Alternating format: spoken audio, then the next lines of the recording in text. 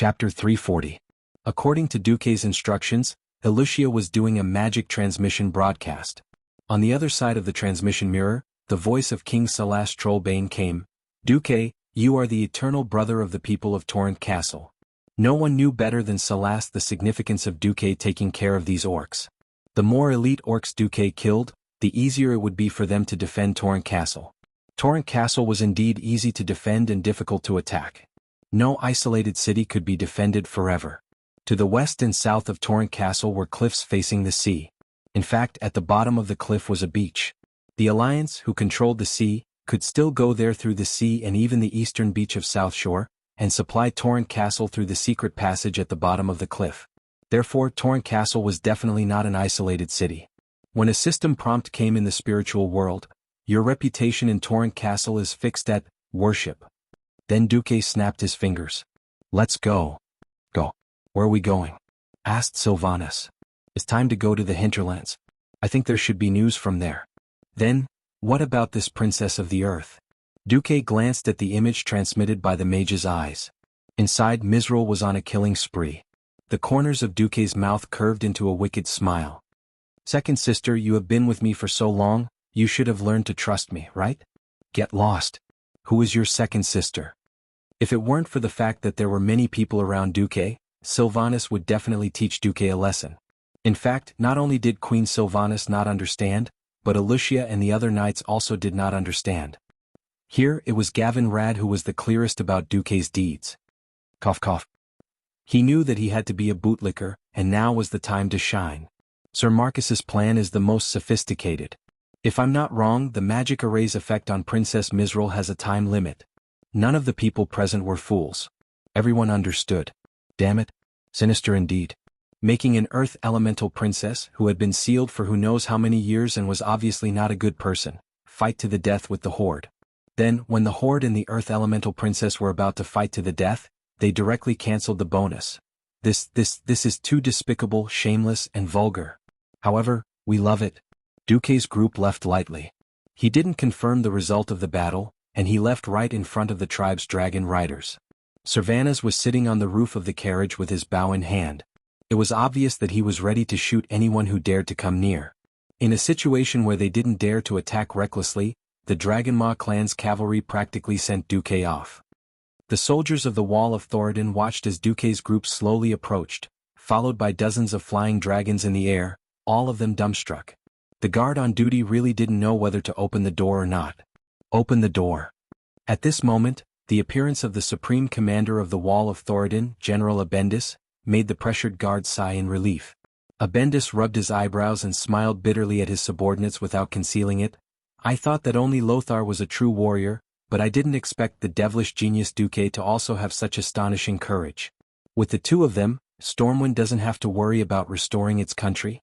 Alright, let the griffins move out to welcome our heroes. But the griffins are no match for the flying dragons. Abendis adjutant reminded. Idiot, if those fools really dare to go against you, can't you fly close to Deputy Commander Marcus at a low altitude? The High Elves goddess of archery is there. Looking at Sylvanas, Abendis had indescribable envy. That was the highest level elven ranger hero. It might not be so in a plain battle, but once it entered the jungle battle that rangers excelled at, this level of ranger was a godlike existence. Heavy armored infantrymen, mages, strong orcs, in her eyes, there was no difference at all. With enough time and arrows, she could single-handedly destroy an entire army. On the surface, they said that they were here to support Lothar, but in reality, they had been following Duque all along and no one could command them. Alright, if I had to choose, I'd rather have a ranger heroine than a princess. Of course, Abendis only dared to say this to himself. If he dared to say it out loud, King Tyrrhena's would definitely make life difficult for him. After passing through the Wall of Thoradin, Duque quickly marched to Terran Mill. The current Terran Mill was far from the dead town ruled by the Forsaken. There was no messy poisonous gas and there were no eerie bones. Terran Mill was now just a territory under the rule of Alterac and the Barra family. At this moment, a large army was gathering on both sides of the road south of the town. The leader of the army was holding a golden lion flag on a blue background, which clearly showed that this army belonged to the Stormwind army. King Lang stood straight on the back of his horse like a sharp sword. The fallen king who had once lost his capital like a stray dog, now looked very different. Loyal knights surrounded him and protected him. Behind him, there were at least 50,000 elite infantrymen. From afar, a scout on a hill waved his hand. A smile appeared on Lang's determined face. "Line up." As soon as the order was given, the messenger immediately blew the horn. The soldiers who were originally resting on the side of the road performed perfectly. They did not panic at all. Every one of them seemed to be an automatic puzzle piece guided by an inexplicable force. In an instant, they found their positions and formed a long and straight square formation. Their armor was well fastened to their bodies. Because they were marching, every soldier only wore half-body armor. However, the shields on their hands were well strapped. As long as there was the slightest sign of trouble, they could immediately pull out their swords and raise their shields, forming a solid shield wall with their comrades. The soldiers who were close to the inside of the formation would immediately raise their spears, turning the formation into a big hedgehog. The commanders of the various platoons stepped out and began to inspect the formation of their subordinates. In fact, they were only there to supervise the formation. The squad leaders of each squad had already restrained their subordinates well.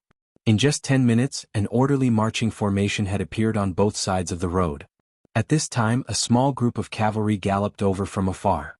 Seeing this scene from afar, Lang and General Tom Simoy showed obvious joy. Not only them, but every Stormwind knight also showed a warm smile. Chapter 341. At the very front of the group was a man and a woman. The woman was an elven ranger, her pride and wildness comparable to the stars in the sky. Her impressive battle record gave her a graceful bearing. Including the dragon riders flying in the sky, she had killed close to 4 digits, which was enough to make her the archer army of the entire alliance. The man was an excessively young wizard. The star emblem on his left chest told everyone that he was a rare young morning star wizard. However, the most eye-catching thing about him was his composure and carefreeness. It was as if he could annihilate thousands of troops just by talking and laughing merrily. Every single soldier was deeply attracted by his unparalleled demeanor. Moreover, the brilliance of wisdom in his eyes revealed his commander's temperament without a doubt. Lang sighed softly. Lothar did well in Silverpine Forest. General Seamus replied, "Yes. Commander Lothar was born to be a commander." While Duque was busy with the Battle of the Arthi Highlands, Lothar had indeed done well there. He made use of the Horde's eagerness to expand their living space, pretending that the defensive line had collapsed.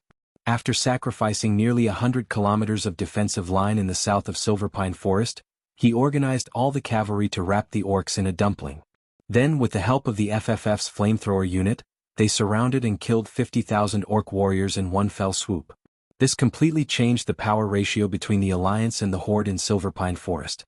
After this battle, the Horde basically lost the ability to break into Tirisful woodlands. However, with Grom Hellscream choosing to defend to the death, the Alliance's attack on the Horde's camp felt like a mouse trying to pull a turtle. It was already a blessing for a country to have a commander. Who would have thought that the 2 most dazzling commanders in the entire Alliance were actually from Stormwind? Even Lang, who had watched Duque's rise step by step, felt a sense of happiness, as if a pie had fallen from the sky and smashed into his stomach just as he was about to starve to death. After a series of battles, not only were the citizens saved, but Stormwind's elite soldiers were also trained. Soldiers who had never experienced real battle, no matter how well they were trained, were still rookies who could easily die in battle. Looking at the 8 nations of the Alliance, none of them were as fortunate as Stormwind City. With the 50,000 elite soldiers that had been withdrawn from Stormwind City as the backbone, they had successfully trained a total of 120,000 power soldiers through 2 defensive battles. This was just a rough figure. In reality, according to Duque's guidance, there were disguised killings of prisoners of war in Stormwind's territory. It was also not entirely correct to accuse Stormwind of murdering the captives, as it was nominally a gladiatorial competition. However, it was usually 10 fully armed militiamen with 4 weeks of military training against 1 orc. The militia could kill the beastmen at will, but the beastmen were not allowed to kill the militia. The death of any militia would result in the beheading of 20 orc captives. Stormwind used this method to quickly and effectively train all the adult men. Although the Church of Holy Light had also complained about such behavior, the Rotterdam Kingdom also had gladiatorial arenas. Killing captives in such a way was really inexcusable. Moreover, among the hundreds of thousands of refugees in Stormwind, who did not have a blood feud with the orcs, if Stormwind was really desperate and did not hesitate to go all out, they could immediately summon 300,000 soldiers. Would the orcs be afraid of that? Of course, Lang would never send the last man in Stormwind to the battlefield unless it was absolutely necessary.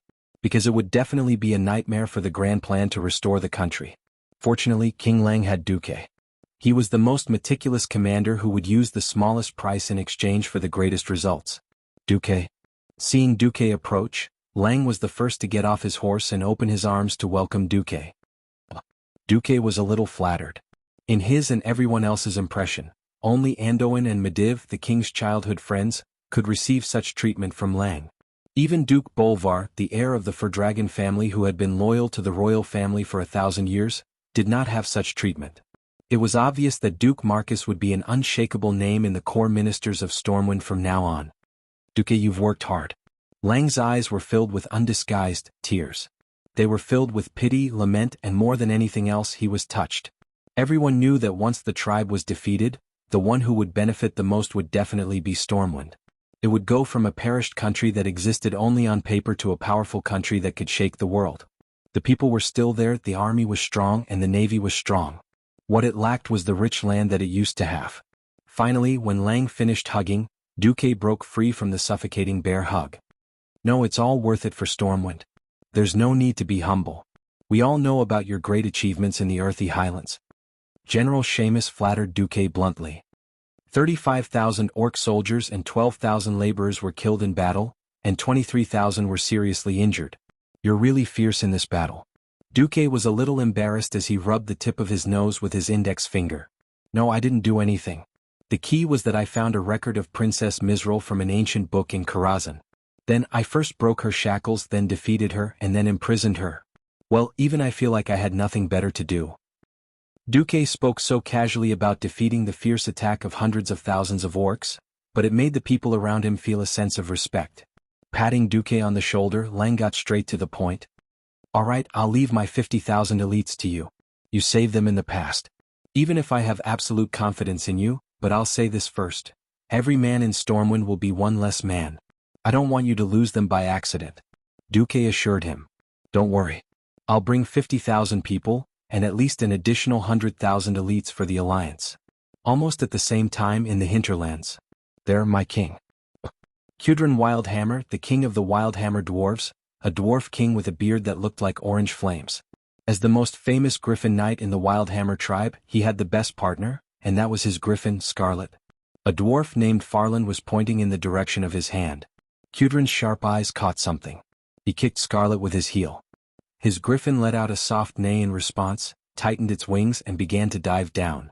Soon he could vaguely see a large group of things passing through the forest below. Trolls? No, definitely not. Ever since the War of the Three Hammers 230 years ago, the Wildhammer dwarves left Cosmoden and went north to the hinterlands to rest and recuperate in the Eagle's Nest Mountain. They had many conflicts with the trolls here. The Wildhammer dwarves could recognize the trolls even if they were ashes. Chapter 342.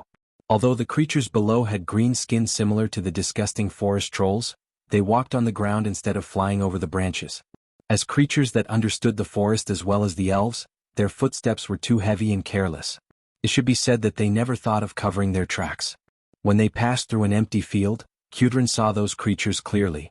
They were taller and more muscular than humans. They had thick muscles and long legs that were as heavy as elephants.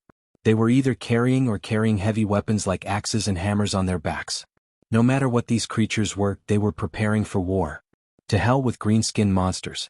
They're so ugly. Cudrin pulled the reins backwards, causing the griffin's head to tilt backwards. It was a signal for the griffin to ascend.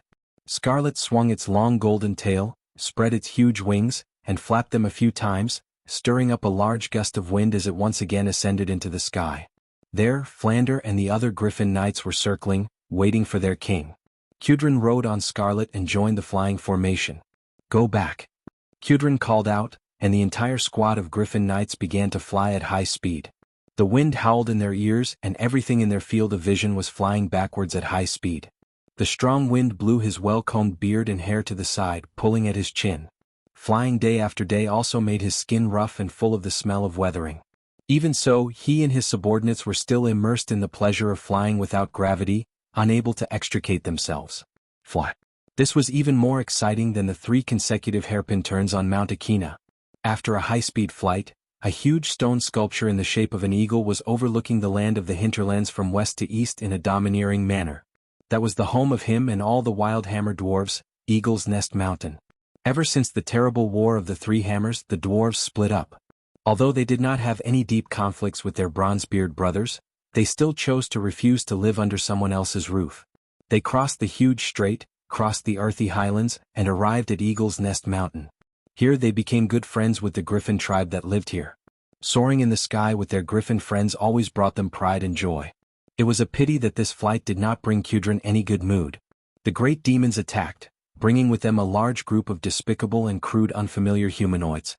Everyone gather, unless you want to see those ugly green-skinned creatures stroll through our land. Holding a bonfire party on our land with the corpses of our people. Kudrin roared with his thunderous voice. Not long after, the entire Eagle Nest Mountain was roused. Get ready to fight, lads. We're going to let those green-skinned monsters know that they're not welcome in the hinterlands. Kudrin waved his war hammer. Half a day later, Stormwind's army that was advancing in the northeast of the Hillsbrad Hills received the news. After the handover, King Lang returned to South Shore and guarded it with Bolvar. The commander of this army was naturally Duque. Are you sure that they've formed an alliance and are not just passing by? Servanas asked an elven ranger nervously. With only one combat team left, the elven rangers were no longer enough to form a fighting force, so they were all sent to scout by Queen Sylvanas. The scouts' report made Servanas very worried. If the great demons and orcs had really become allies, it would further confirm Duque's speculation. Even if Duque had sent Aurelia and the elites of the Windrunner family back, it would still cause a lot of trouble. The ranger replied angrily, I'm absolutely sure. I heard their conversation. Those damn great demons and orcs were communicating in broken human language. In order to make each other understand, they roared every word. It's obvious that they've reached some kind of alliance. The elven ranger showed a strong sense of anxiety, which was exactly the same as Queen Sylvanas's. They're preparing to attack the Eagle Nest Mountain and then go to Kuel Salis. Kuel Salis was the home of the High Elves. Just like how the people of Stormwind hated the orcs who had killed countless of their people, the elves and trolls hated each other. Over the millennia, too much blood had been shed in the fight for the forest. Their hatred had already melted into the blood-stained soil of the forest, so thick that it could not be dissolved. If the trolls joined the horde, it was obvious that in order to thank their new ally, the horde's spear would be pointed directly at Kuel Salis. Servanas turned to look at Duque. The playful, competitive, and indifferent aura that wrapped around her had long disappeared without a trace. All of her aura had formed a clear domain, as if even the clock that ushered in the long-cherished wish of killing the great demons had been frozen by her fighting spirit. Servanas' ability to change her aura at any time and place made Duque involuntarily sigh with emotion. Yes, Queen Sylvanas had the liveliness of a windrunner, but also the coldness of a general. This kind of superwoman who could perfectly merge two different auras into one. He really did not know who could subdue her.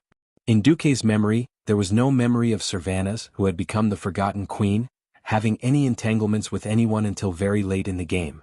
And as time went on, Queen Sylvanas became more and more extreme. Ugh, let's not think about that for now. What really changed the situation of the Alliance was the Third War at the Dark Portal. Duque shook his head, dispelling those thoughts that did not fit the current situation from his mind. The situation has changed a lot. Since the trolls are likely to join the horde, we need to quickly inform the Wildhammer dwarves not to fight the horde first. Duque turned to look at Windsor. Reginald, bring that thing with the rest of the army and come here as soon as possible. Windsor nodded. Duque then looked at Tom Seamus. Tom.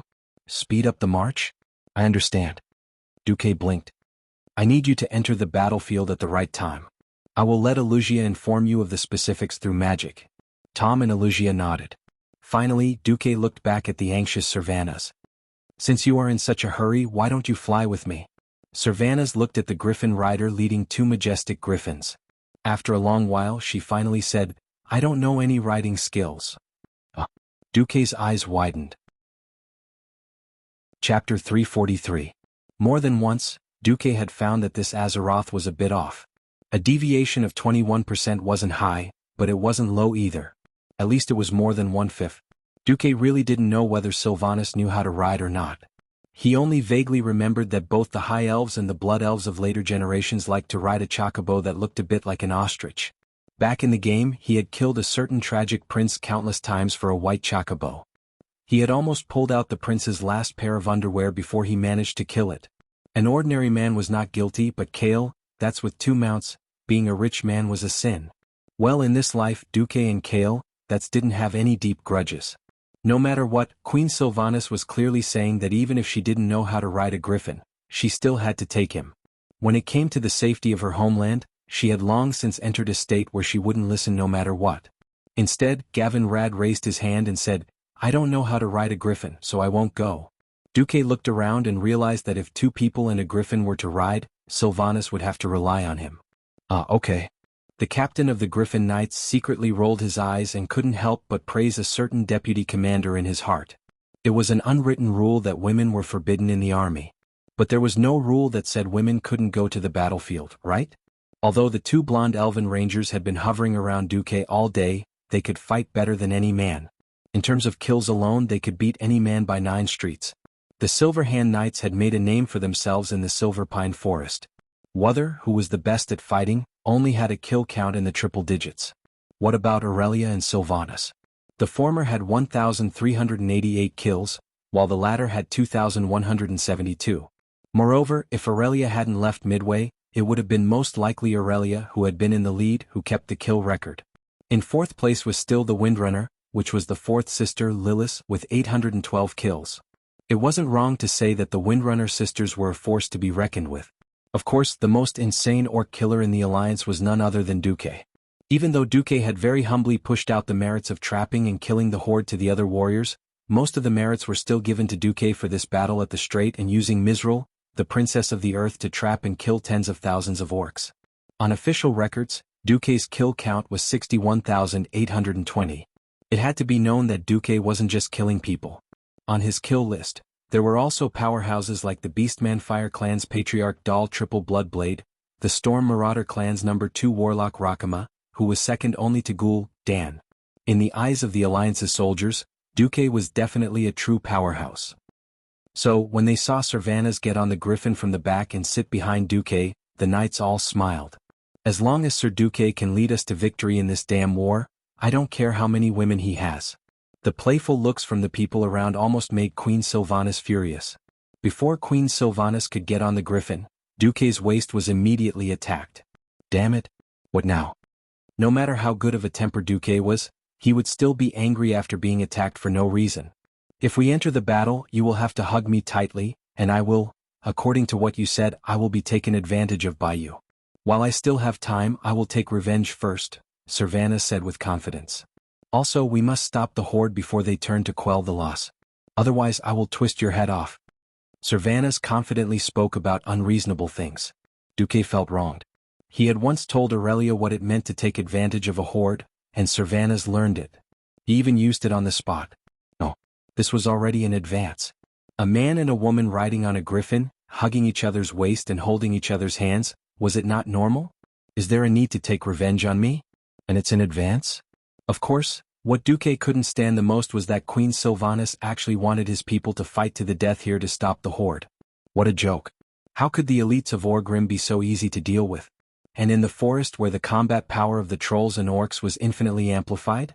Moreover, if they dealt with the horde here, how could they drag the Wildhammer dwarves and high elves into the battle? No. Queen Sylvanas was too arrogant. She couldn't let this evil trend grow. At this thought, Duque pinched Queen Sylvanas' thigh hard. What are you doing? You still don't understand? Revenge. I haven't even done anything wrong and I'm already being punished. Is this reasonable?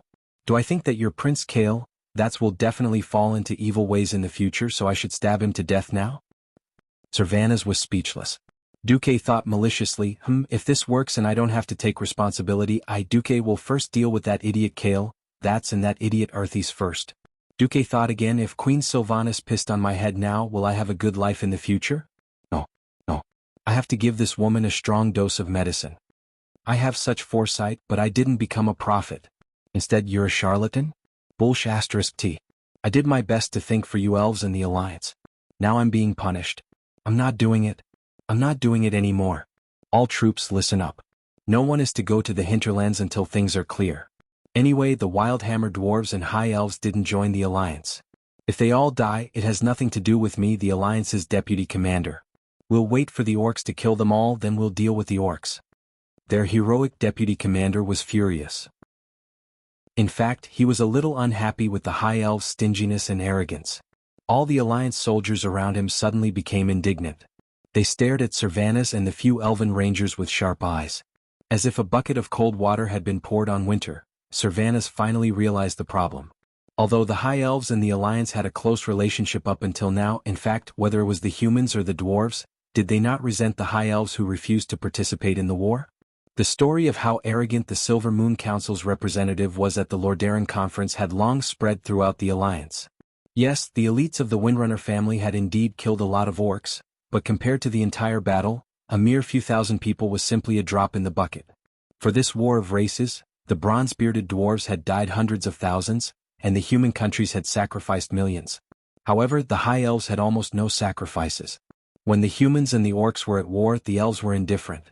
Well, now that Kuel Salis was in danger of being attacked, why did the elves need the humans to send troops to help? Even if it was to rope in the Wildhammer dwarves who had a closer relationship with the Alliance had no good reason to save Kuel Salis. The problem was, without the help of humans, Kuel Salis would definitely not be able to hold on. This had been proven by history. Chapter 344. The High Elves were indeed powerful, with a lot of pharaoh and powerful rangers. It sounded perfect, didn't it? But didn't everyone feel that something was missing? Yes, it was the soldiers at the front. The slender bodies of the High Elves meant that they were good mages and rangers, but not good warriors.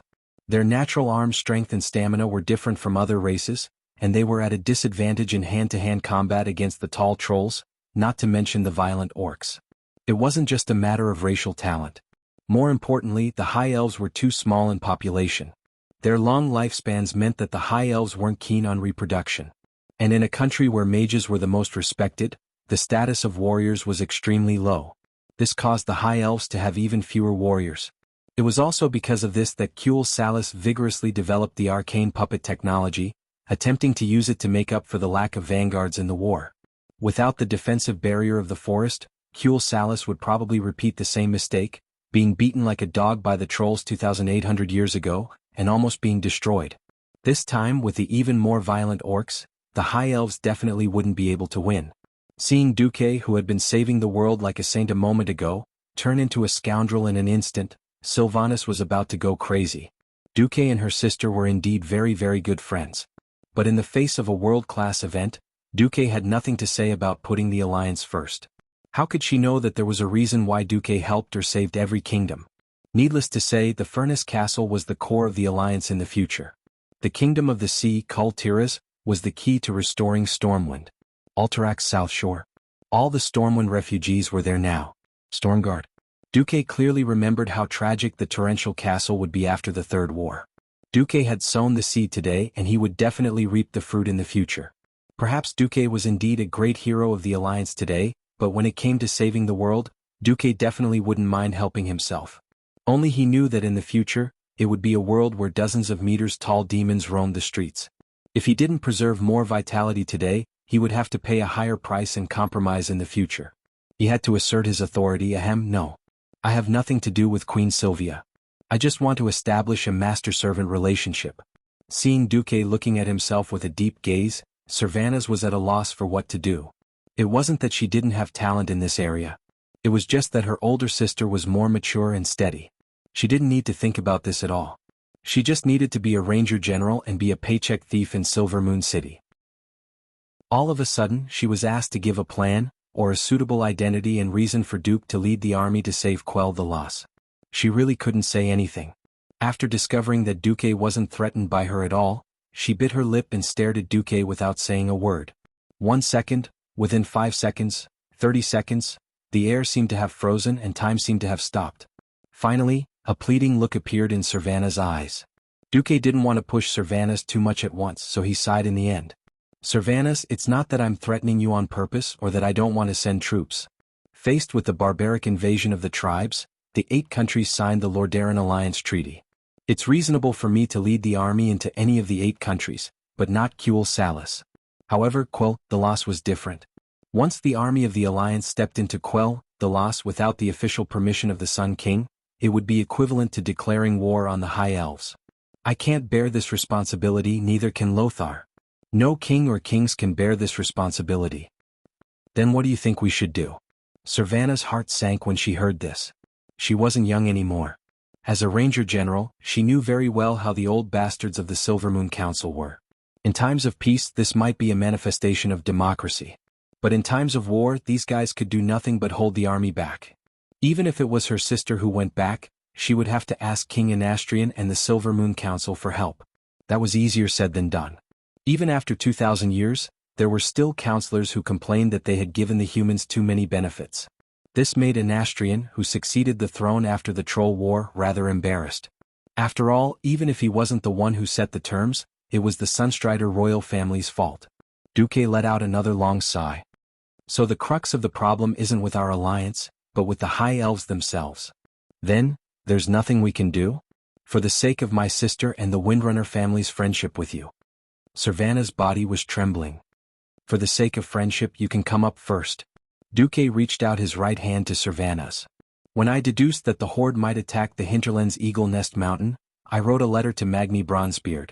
Because his father is heavily injured and can't do anything, Magni, as the acting king of the Bronzebeard dwarves, asked me to save their Wildhammer dwarves if the Eagle Nest Mountain is attacked. So, it's absolutely reasonable for us to go to the Eagle Nest Mountain. And then? If we can successfully protect the Wildhammer dwarves, we will pursue the Orc and Troll alliance all the way to the border of Kuel Salis. But let me say this first. If Kuel Salis doesn't officially join the alliance's soldiers will never step into the High Elves' territory. Duque emphasized the word, alliance. You've already thought this through, haven't you? Servana said angrily, but she put her hand on Duque's palm. Ugh, Queen Sylvanas' hand is so soft. What the hell, why don't these rangers even have calluses on their hands when they use their bows all day? The High Elves' bodies are really unscientific. Queen Sylvanas didn't give Duque any more chances to be distracted. With a nimble flip, she sat on the back of the griffin behind Duque. Originally, Duque had fantasized about whether Queen Sylvanas would stick to his back.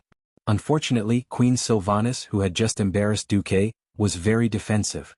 No matter how the griffin twisted its back, or how the griffin shook its wings, Queen Sylvanas held onto the griffin's back, keeping her chest at a distance from Duque. At most, she held onto Duque's belt with both hands. Unfortunately, an hour later, Queen Sylvanas' efforts to prevent herself from being taken advantage of were destined to go up in smoke. That was because there was a battle ahead. Countless griffins circled in the sky. On the ground, pitch-black spears shot into the sky, shooting dwarves and griffins down from time to time. Servanas clenched her teeth, pressed down on Duque's shoulder, and flipped in front of Duque. Hold onto my waist tightly. Chapter 345. In the name of our ancestors, there are too many of them. They're just like marching ants, but bigger and better equipped. Kudrin cursed as he looked at the scene below. He and an entire hunting group were hovering in the air. The advantage of obtaining air supremacy was that they could adjust their altitude at will so that they could have a good view of the unfamiliar green-skinned monsters. But the situation in front of him was terrible. When his sentinels first discovered these strange and ugly creatures and went to inform Kudrin, they estimated that they would still need at least 3 days to reach their destination. Unfortunately, these guys were moving very fast, and now they were only less than half a day away from the dwarven territories below the Eagle Nest Mountain. At first, Kudrin only saw a small group, but then he noticed that there were at least 3 groups less than 50 meters away. These green-skinned monsters were scattered into groups of about 20 people, but it was conceivable that more groups were coming out from the depths of the forest. After flying for about a kilometer, Kudrin actually found more than 40 groups of green-skinned monsters. The Wildhammer dwarves were never afraid of any challenge, but if these guys were not just for show, they would have been able to destroy Eagle Nest Mountain with their absolute advantage in numbers. For some reason, Kudrin suddenly missed his bronze-bearded cousin. Among the 3 dwarves, Bronze-bearded was undoubtedly the strongest in close combat. The steel line of defense that they formed should be able to stop those huge ugly green-skinned monsters. Unfortunately, there was no if. No matter what, Kudrin and the others could not sit still and watch their home be destroyed. Kudrin looked around and raised the Tempest Hammer in his hand. Wildhammer dwarves attack. He blew the horn. The dwarves raised their warhammers high. The griffins responded with a loud cry, spread their wings and swooped down excitedly. More than 10 yellow lightning bolts struck down from almost vertical angles. Of course, their target was not the green-skinned monsters themselves. Letting the huge griffins rush into the dense forest was truly courting death. They let the griffins fly over the top of the canopy, then threw the tempest hammer in their hands at the tree trunk, letting the hammer hit the tree trunk fiercely. Don't think that the griffin riders abandoned their weapons just like that. Galestorm's hammer was not a simple hammer made of metal. This hammer, which was completely condensed from the power of lightning, had long since entered the realm of mystery. Even though he had deliberately weakened the lightning contained in the hammer, the powerful impact still caused leaves, berries, and needles to fall like rain. The green-skinned monsters were at a loss for what to do. Fine leaves were fine, but nuts were a different story. The giant nuts in the forest near Eagle Nest Mountain were bigger than a human head when they matured, weighing almost 5 kilograms. What does it feel like to be hit in the head by a 5-kilogram freefall object after falling for more than 10 meters? Pah! An unlucky guy's head was smashed by a nut. Greenskin didn't know how all of this happened. Since the forest was no longer safe, it was time to leave. They jogged to the nearest clearing. This was the opportunity the Wild Hammer dwarves had been waiting for. The Grim Reaper, who had been hovering in the air for a long time, began to attack for real. Go to hell, Greenskin! Letting out a loud battle cry, Kudrin Wildhammer took the initiative to attack. The Tempest Hammer, that was flashing with dazzling lightning bolts, smashed out with a series of whistling sounds. The first Greenskin's reaction could not be said to be slow. He raised the huge battle axe in his hand and blocked in front of him. Unfortunately, what attacked him was not a real object. With a burst of thunder, the hammer made of lightning passed through his axe, causing him to feel numb from the electric shock. At the same time, it firmly smashed into his jaw. From his chin that had become as soft as rubber, it could be seen that all the bones in that area had been smashed into pieces, and his body suddenly flew backward. Green-skinned bastards are not worthy to defile our forest. Kudrin's roar greatly boosted the morale of the Wild Hammer dwarves. Almost at the same time that the orc was sent flying, the Tempest Hammer flew back into Kudrin's hand and disappeared again. This time, it smashed open the head of another green skin. The Griffin King Scare drew an S-shaped arc in the air, beautifully avoiding the weapons thrown by two green skins, and at the same time, swiped its claws and opened the chest of one of them. Scare flapped its huge wings and circled in the air without slowing down, and immediately launched a second round of attacks. If they were caught off guard just now all of them had raised their weapons and were ready. However, it was useless. For the Tempest Hammer, that could not be blocked and could only be dodged, this method of gradually gathering together was a form of seeking death. The Tempest Hammer, essence was lightning, and its power varied from person to person. It had a very important characteristic, which was the splash effect. If the person who was hit was too close to the others, they would definitely be affected by the aftershock of the lightning. Just like this time, Kudrin pulled the Tempest Hammer behind him and threw it out like a javelin. The heavy hammerhead first smashed into the right corner of a greenskin's eyebrow. In the next moment, his head exploded with the sound of a large-caliber dwarven musket. When this guy laid on the ground like a corpse, the lightning sparks that splashed from his body caused the other two who tried to dodge to feel their hands and feet go numb from the electricity. This gave the two griffin dwarves behind Kudrin a chance to dive down. Other than throwing the Tempest Hammer, 3 huge griffins in a row showed their might at the same time, especially Scare. This was especially true for Scarlet. Her powerful front claws directly used high speed to rip a greenskin's head and Scarlet's spine out of his body. She used her sharp beak to tear the head of the second green skin, and at the same time she used her wings to stun the third one. The Griffin Knights were like harvesting crops in the field, easily plowing a bloody path through the greenskins' formation. Unfortunately, the ferocity of the Griffins only ended here. Suddenly, a large amount of spears shot out from the forest. It was comparable to a human archer's range, but it had a terrifying penetrative power that surpassed it. In that instant, Kudrin's heart felt like it was being cut by a knife, because he heard at least 20 griffins wailing and dozens of dwarf knights screaming in pain. Almost at the same time, Kudrin heard his adjutant Amhar's heart-wrenching scream. Troll? Following his adjutant's shout, Kudrin saw with his own eyes a stone axe that wasn't too sharp spinning at high speed in the air, drawing a sinister arc in the air and smashing into the shoulder of another Griffin Knight in his squad, Befalon. Befalon's left arm immediately became powerless and fluttered in the wind, and a wound near his shoulder spurted out dark red blood along with the wind. Chapter 346. The 7th Squad is under attack. Morar and Seagrove are dead. Hell, Arpin and Ratton got shot out of their griffins. Oh my god, the greenskins are slaughtering them. Extremely unfavorable news was coming from all directions. The hunters had become the prey. The enemy had obviously planned this beforehand. They had successfully used the greenskins as bait to attract the Wildhammer Griffin Knight's attention, temporarily crippling the Wildhammer Dwarves' strongest fighting force. In the next moment, Gudrun saw the greenskins rushing out from every corner of the forest. They had almost covered the entire mountain, and he finally realized the seriousness of the matter.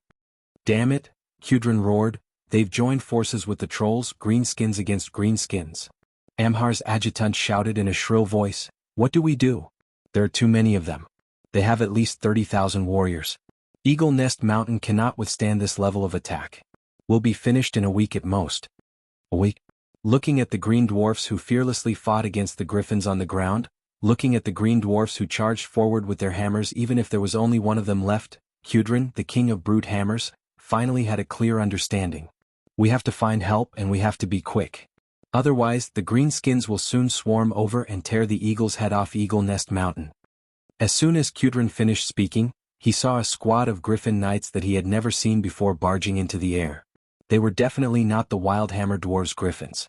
The Wildhammer Dwarves regarded griffins as their friends, and would not put anything on them other than the saddle necessary for riding. But the griffins that flew over not only had taller humanoid figures on them, but also a series of small flags with insignias were tied to the reins on the griffins' necks. Human griffins? The way the Wildhammer Dwarves used griffins was worlds apart from the way humans used them. Humans had never found an effective long-range attack at high speed and under the strong winds. That was because both bows and crossbow bolts were terrible. Humans had even tried to let the Griffin Knights wear an 8-meter-long lance. For example, the Kingdom of Lordaeron had done such a stupid thing at some point in time. The lance would be finished in one shot, and to hit the target, the Griffins had to land or fly at an extremely low altitude. Fortunately, Gudrun saw that these human Griffin Knights were equipped with javelins. It might be useful," the Brute Hammer King commented irresponsibly. The humans clearly meant no harm. They waved their hands to show that they were not prepared to throw any long-range weapons. Looking at the deplorable situation below him, Gudrun ordered his men to fly up into the sky while he approached to see why the human Griffin Knights would come to this godforsaken hinterlands. Gudrun immediately saw the leader, no, the pair. A female elf ranger sat in front, while a human mage held her waist and held the griffin's reins to control it. "Oh my god, there's a war here, it's not a good place for an outing. If you're here to flirt, please leave the airspace of Eagle Nest Mountain as soon as possible." Gudrun's loud voice made the human knights burst into laughter. It was obvious that the blonde elven ranger was bristling like a cat. "Damn it, Duque, you better explain to that pighead or else I won't let you off." The female elf did not reply and used her slender legs to clamp the griffin's neck, straightened her body and shot an arrow. It was not a normal shot, it was the kind where 3 arrows were held between the index, middle, ring and pinky fingers at the same time. One had to know that every time an arrow was shot, the difficulty would increase by 1-fold. Triple shot was already 4 times the difficulty of normal archery. Mounted archery had to be doubled. Mounted archery had to be doubled when riding a griffin that was flying at high speed. Not to mention that they were at least 200 meters above the ground. They could not even see the target clearly. In terms of difficulty, this was already in the category of long-range shooting, and the difficulty was doubled. This kind of shooting with 32 times the difficulty, could it be done by a human? Gudrun was the first to not believe it. "Please stop fooling around. We're at war." "Yes. It's because we're here to help you fight the orcs that the 2 strongest people on the Alliance's God Killer list came to help." "Orcs? Are you talking about those burly green-skinned creatures that I've never seen before?" It's quite an appropriate name. But what was the god-slaying list?" Just as he was about to retort, Gudrun suddenly saw the arrow shot by the female elf had arrived. It was a flying arrow that was completely beyond imagination. The light green arrow flew out with the wind and at first it did not feel like it was shooting at all. After a few short seconds, Gudrun was shocked to find that the arrows were speeding up with the wind. Faster and faster and sharper and sharper. If the speed at the beginning was crawling, then in the end it was simply flying. Every dwarf knight around Gudrun saw that among the group of beastmen that did not have any dwarf griffin knights nearby, 3 of them were suddenly hit by something and abruptly fell to the ground, a touch of bright red spreading from their throats. In just 5 seconds the female elf had already completed 5 consecutive shots. The team of orcs below were all dead. Gudrun was stunned, and he did not even feel the strong wind when he was flying. "Alright, I've seen the first god of slaughter. Where is the second god of slaughter? In the next moment, hundreds of hands made of arcane energy suddenly appeared in the air, and 100 blue, white, and red magic bullets shot into the forest. In less than 3 seconds, a series of screams came from below at the same time. Clearly, more than 100 beastmen were finished. Greetings, my dear Kudrin Wildhammer. I solemnly introduce myself to you. I'm Duke Marcus, the Vice Commander of the Lordaeron Alliance and the #1 orc killer list, entrusted by your distant cousin, Magni Bronzebeard, to come to your aid. Kudrin and the other Wildhammer dwarves were scared out of their wits. They had seen bunkers, but they had never seen such a bunker. If the female elf's archery was considered a godly skill within the realm of imagination, then what this wizard named Duke did was completely beyond the concept of humans. Instant cast, multiple cast, high-speed cast, any one of these skills could be called a master, and to be able to do it on the battlefield at the same time, it was simply inhuman. Even if Kudrin did not want to admit it, Magni had indeed found him a good helper. But this small number of people was not enough. There were at least tens of thousands of green dwarves below. No matter how strong this couple was, how many could they kill? I have to admit that you picked a very good time to come here. Tell me, what do the Wildhammer dwarves want? I'm sorry to tell you, but the goal of those orcs is to conquer all intelligent races in the world of Azeroth. So, for the future of the Wildhammer dwarves, I formally invite you to join the Alliance. Chapter 347. At this moment, thousands of possibilities flashed through Kudrin's mind. For a moment, Kudrin was almost certain that this was a conspiracy. The timing was too coincidental. The Eagle Nest Mountain was attacked and you came. I didn't even ask for help. Duke's speed was faster than those death merchants who came to resell arms when they smelled the scent of war. The next second, Kudrin smiled bitterly. The Wildhammer dwarves knew that the entire Lordaeron continent was in a mess. The Wildhammer dwarves were not a completely isolated race. Even the merchants who frequented the Eagle Nest Mountain had told the Wildhammer dwarves that the entire continent was at war. From the Silverpine Forest in the west to the Hillsbrad Hills in the middle, and then to the Earthy Highlands in the east. However, the Wildhammer dwarves had always been aloof from worldly affairs, which made them subconsciously reject the news that war was approaching. In fact, just 2 weeks ago he had received a long letter from Magni Bronzebeard. The letter detailed the orcs' unreasonable territorial claims, and the most barbaric acts of genocide. All resistance was executed. Even if they surrendered, the dwarven slaves who were too troublesome or could not afford to keep them were executed. Supervisors were executed when they were in a bad mood. These barbaric green-skinned creatures did not care about the lives of people outside of their own race. Or rather, they did not even care about the lives of their own people. Unfortunately, this was not a good feeling. On one side there were bandits who aggressively invaded his garden, and on the other side, there was a treaty that was almost like an alliance? Duke saw Kudrin's embarrassment. No, great Wildhammer King. We are not the only ones here. At the request of Magni Bronzebeard, one of the leaders of the Alliance, 50,000 elite soldiers of the Alliance have been arrayed on the border of the hinterlands. As long as you allow it, the warriors of the Alliance will definitely defeat these invaders for the Wildhammer tribe. Don't worry, there are no additional conditions. Dwarves were people who could be persuaded by reason but not by force. Coercion and bribery would only make them give you a gun, and they would rather fight to the death with the orcs than beg for mercy. Duke's method of inducing people to join the Alliance made the Wildhammer dwarves much more comfortable.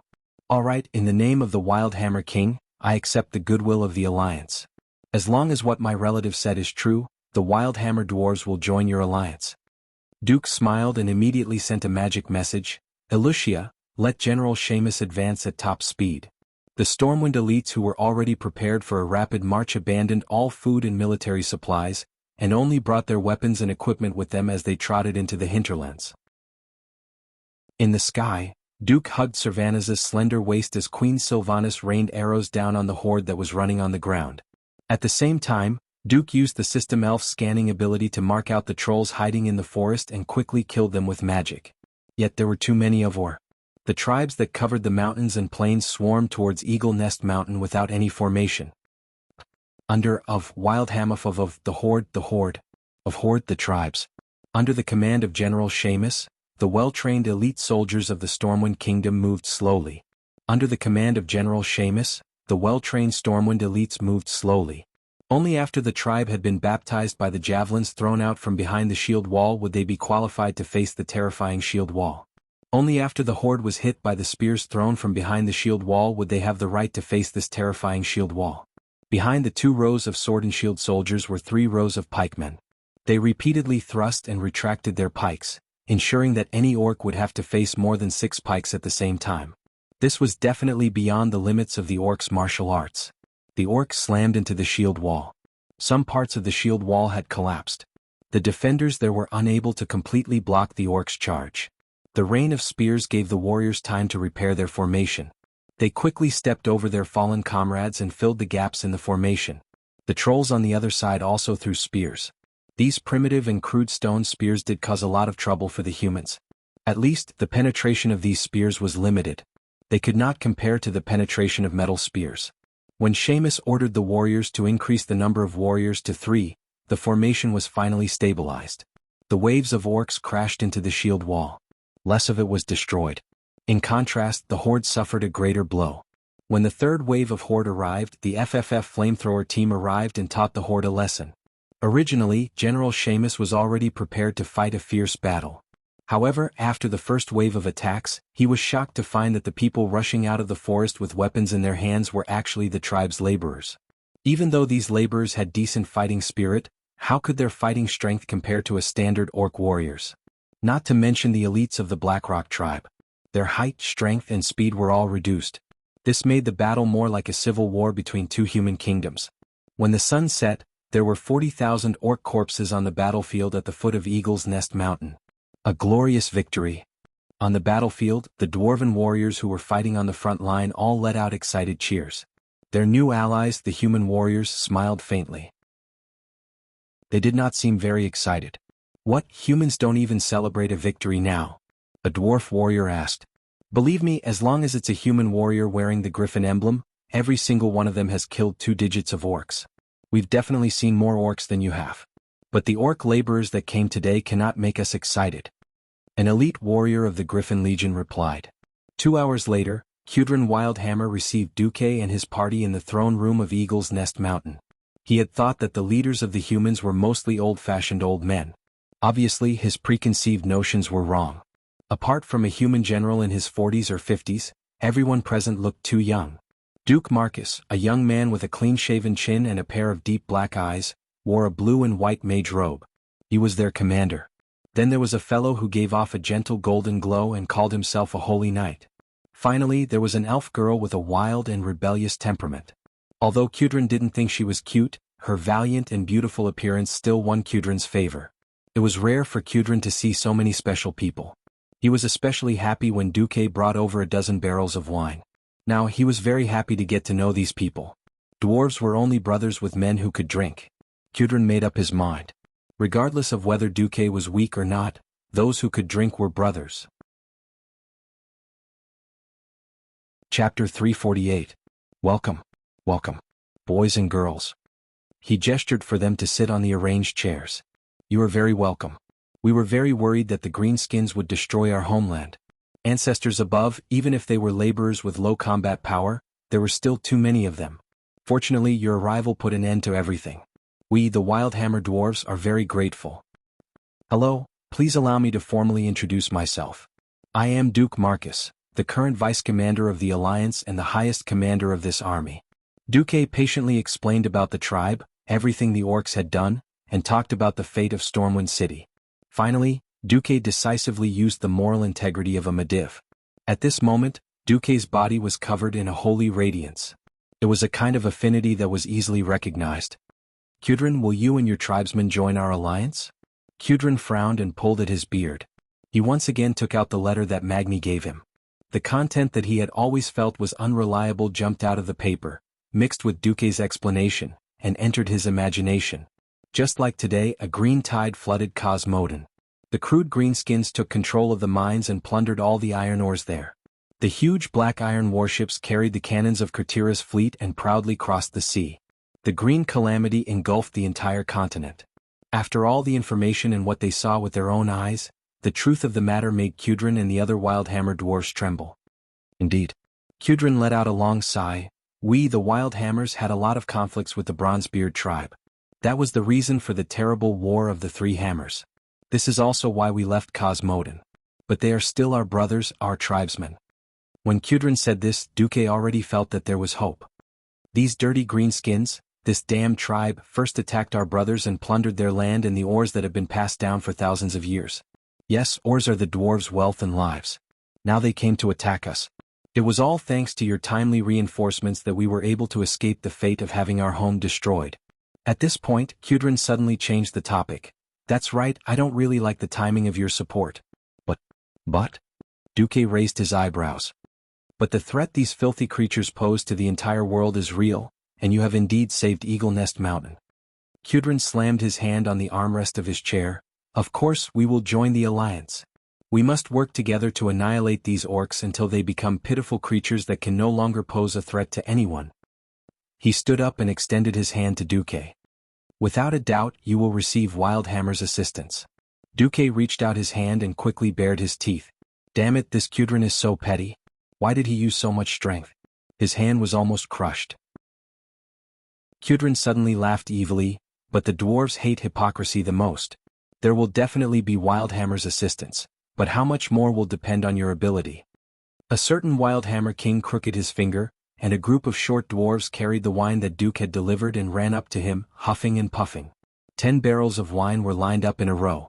Kudrin slapped one of the barrels. Come, don't play tricks. King against king, general against general. Every time we drink a glass, if you are drunk by me, I will give half of the Griffin Knights. If you have the ability to let me go, I will bring all the Griffin Knights with me. Of course you have the right to refuse. At the end of the sentence it was completely a threat. A pain-in-the-ass threat. Duque subconsciously glanced at the corner of his eyes. At this moment, the Stormwind General Star was shining brightly. Gavin Rad Doom, one of the 5 paladins of the first generation. Reginald Windsor, who would later become a marshal. Tom Seamus, who died in the original history but would definitely be one of the first to become a marshal after his resurrection. Now all the generals simultaneously took a step back. Their movements were neat as if they had practiced it countless times. Damn. Even if they don't have the spirit of brotherhood, there should be a pattern, right? Duque's eyeballs almost popped out. And there is still one who didn't retreat. Before Duque's joy subsided, he immediately realized that the guy was Queen Sylvanas. Sylvanas raised his long golden eyebrows. His face clearly said, "What does it have to do with me when you men compete in drinking? Master, you can celebrate in peace. I will be responsible for taking you back to the bedroom to ensure that you will not do anything that will violate the alliance's etiquette and Duke identity." The little maid Vanessa, who rushed over to follow the army this time, made a proper lady's bow. "But why are there dozens of coiled ropes hanging around your waist? Once I'm drunk, you will tie me up like a dumpling, right? Oh hell, are you the master or am I the master?" At this time, Kudrin's image began to enlarge infinitely in Duque's vision. It was already bigger than the dwarf's avatar. That was definitely a Demon King's body size and pressure. Kudrin stood up, pulled out Duque's hand with a serious, lying expression, held it, and stuffed it into a huge wooden barrel-shaped wine glass. It was filled with fragrant wine. "As the King of Wild Hammers, I represent the 50,000 compatriots of the Eagle Nest Mountain to thank you, Duque. To the friendship between dwarves and humans, cheers." He said a lot of words of thanks, but it actually meant only one thing: "You damn brat, drink it." He only said this sentence, but it was enough. The group of bastards behind him also raised their glasses, to the Alliance. Alliance my ass. In order to please the dwarves, I poured alcohol into the sweet fruit wine that the dwarves like to drink. Duque's face turned pale. What does it mean to be caught in one's own trap? If you don't seek death, why do I have to seek death for no reason? When Duque raised his glass with a bitter face, the Demon King of the wine table, Kudrin, said, "I'll drink first, you take your time, but remember to be fair." After that, Demon King Kudrin drank at least 500 milliliters of the so-called fruit wine with at least 50% alcohol in 3 seconds. Great! This is King good wine. Hell, what I drank before was simply horse piss. Duque was just a college student before he traveled to another world. He had never entered society, and he was not a table warrior who had experienced the test of alcohol. Although his body was not bad after traveling to another world, it was only average without special training. Suddenly, Duque had to face the Demon King Kudrin. Duque wanted to cry. Duque secretly cried in his heart, "Why didn't I catch Lothar according to the original history? With Lothar as the scapegoat, it won't be my turn no matter what." Just as the wine entered his throat, a miracle happened.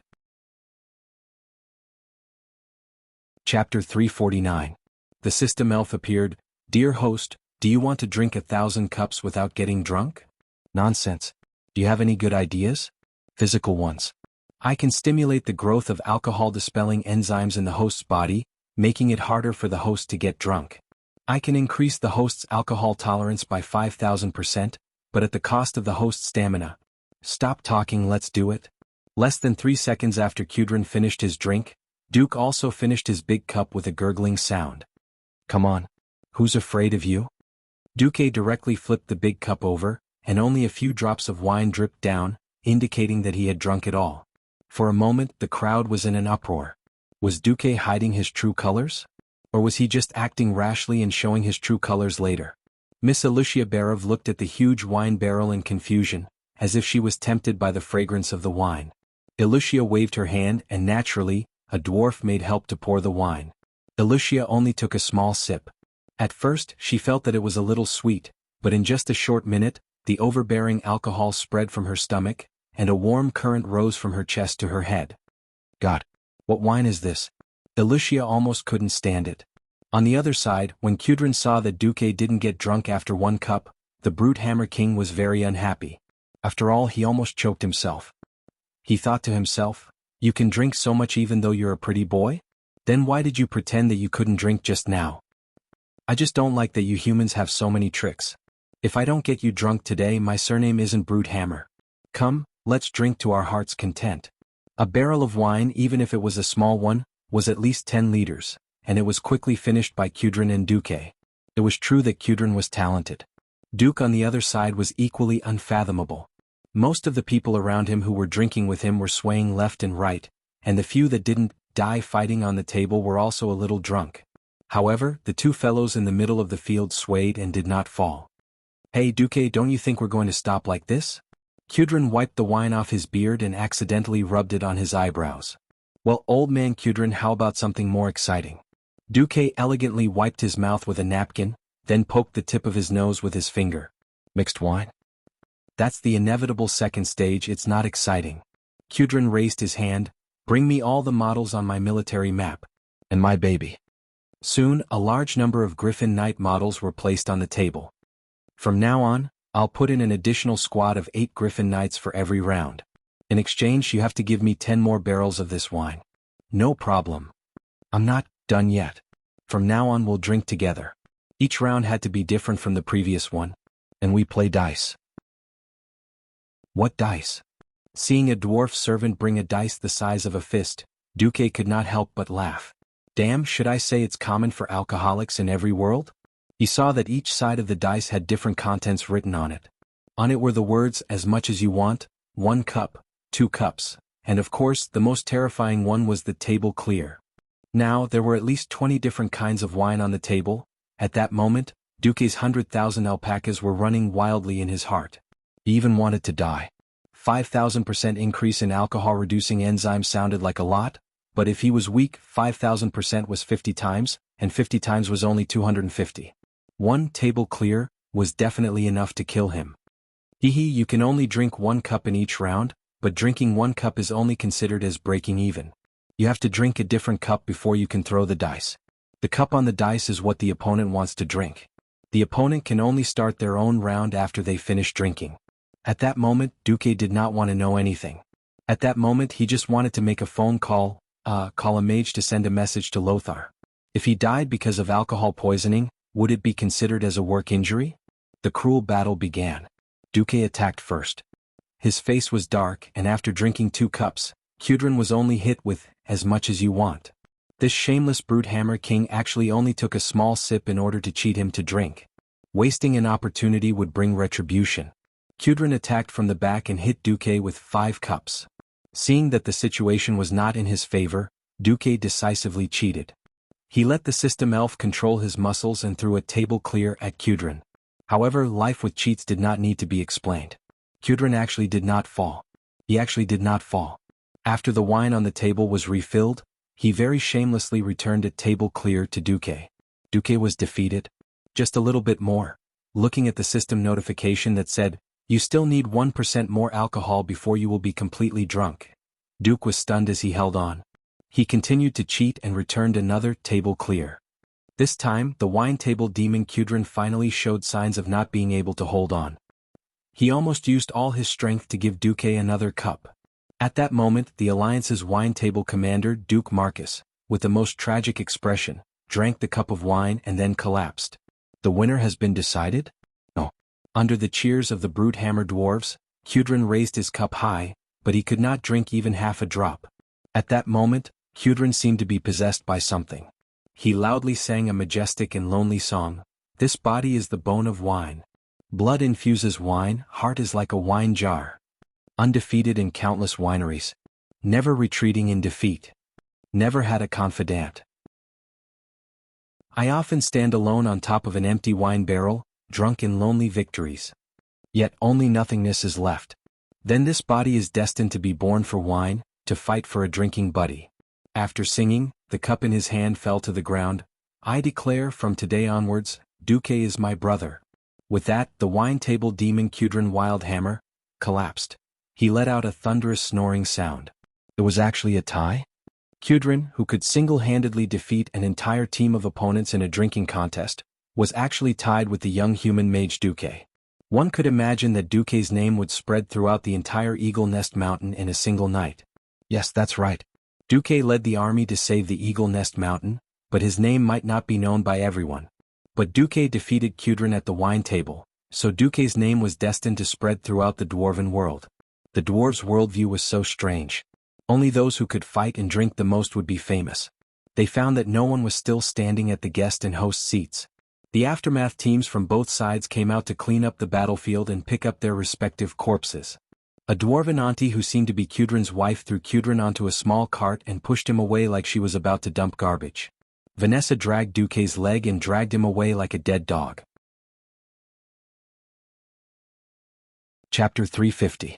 A drunk man weighed a ton. This was the common thought of every woman who had no choice but to serve a drunk man. The only fortunate thing was that as soon as he left the room, Duque's knights came up to carry the most expensive drunkard in the alliance. Leave it to us from here to the VIP room. Cassar Ulysses, who had been chosen as the captain of the knights, smiled as he took Duque. With the alliance operating well and winning every victory, it was not an exaggeration to say that Duque was the most important person in the alliance. There was even a slightly exaggerated saying that the sword saint of the Fireblade clan could assassinate anyone. As long as Duque was still around, the alliance would not collapse. Cassar and another knight each held onto Duque's arms, while 12 fully armed knights escorted Duque to the room in the state guesthouse. Before entering the room, Vanessa's expression and appearance were elegant and in line with the image of a maid. But when the two knights placed the drunkard Duque on the bed and said, "Miss Van Cleef, I will leave the Lord to you," this sentence made Vanessa blush for no reason. Thump thump. Her heart was beating so fast. She did not think much of it at first, but after hearing what those two fellows said, she felt that something was going to happen. Along the way she had heard too many terrible stories of the nobles bullying and humiliating their maids. Living teaching material for the young masters of the nobles, lovers of the counts. Almost subconsciously, Vanessa pulled up her maid's skirt. Of course it was not for benefits, but purely to make it easier to pull out the throwing knife tied to her thigh. In the next moment, Vanessa felt that she was really an idiot. "Damn it, if I really hurt Duque, my dad will be the first to kill me," Vanessa muttered. One had to know that in the past New Year, Edwin Van Cleef made a trip back to South Shore. He talked incessantly to her about the progress in the western wilderness. According to Duque's arrangements, he and Gillian Stallman had successfully established a base in the mines of Moon Creek in the western wilderness. Not only did they succeed in saving more than 2,000 people under the noses of the tribe and safely sending them to South Shore, they also gained a foothold in the mines. Using the complicated terrain of the mine, we killed more than 500 orcs and we only lost less than 30 people. That's why we decided to name it the Dead Mines. This means that it's the grave of all beastmen. Edwin did not know that he had made history take an interesting turn. Dead Mines had appeared in advance but in a different form, a form that was more righteous and glorious. "Vanessa, I heard about Master Marcus's feat and other several 100,000 beastmen. Oh, by the holy light, I think Master's wisdom is almost on par with Thoradin the Great. A hero who fought against the evil alien race in the human world. But can you imagine?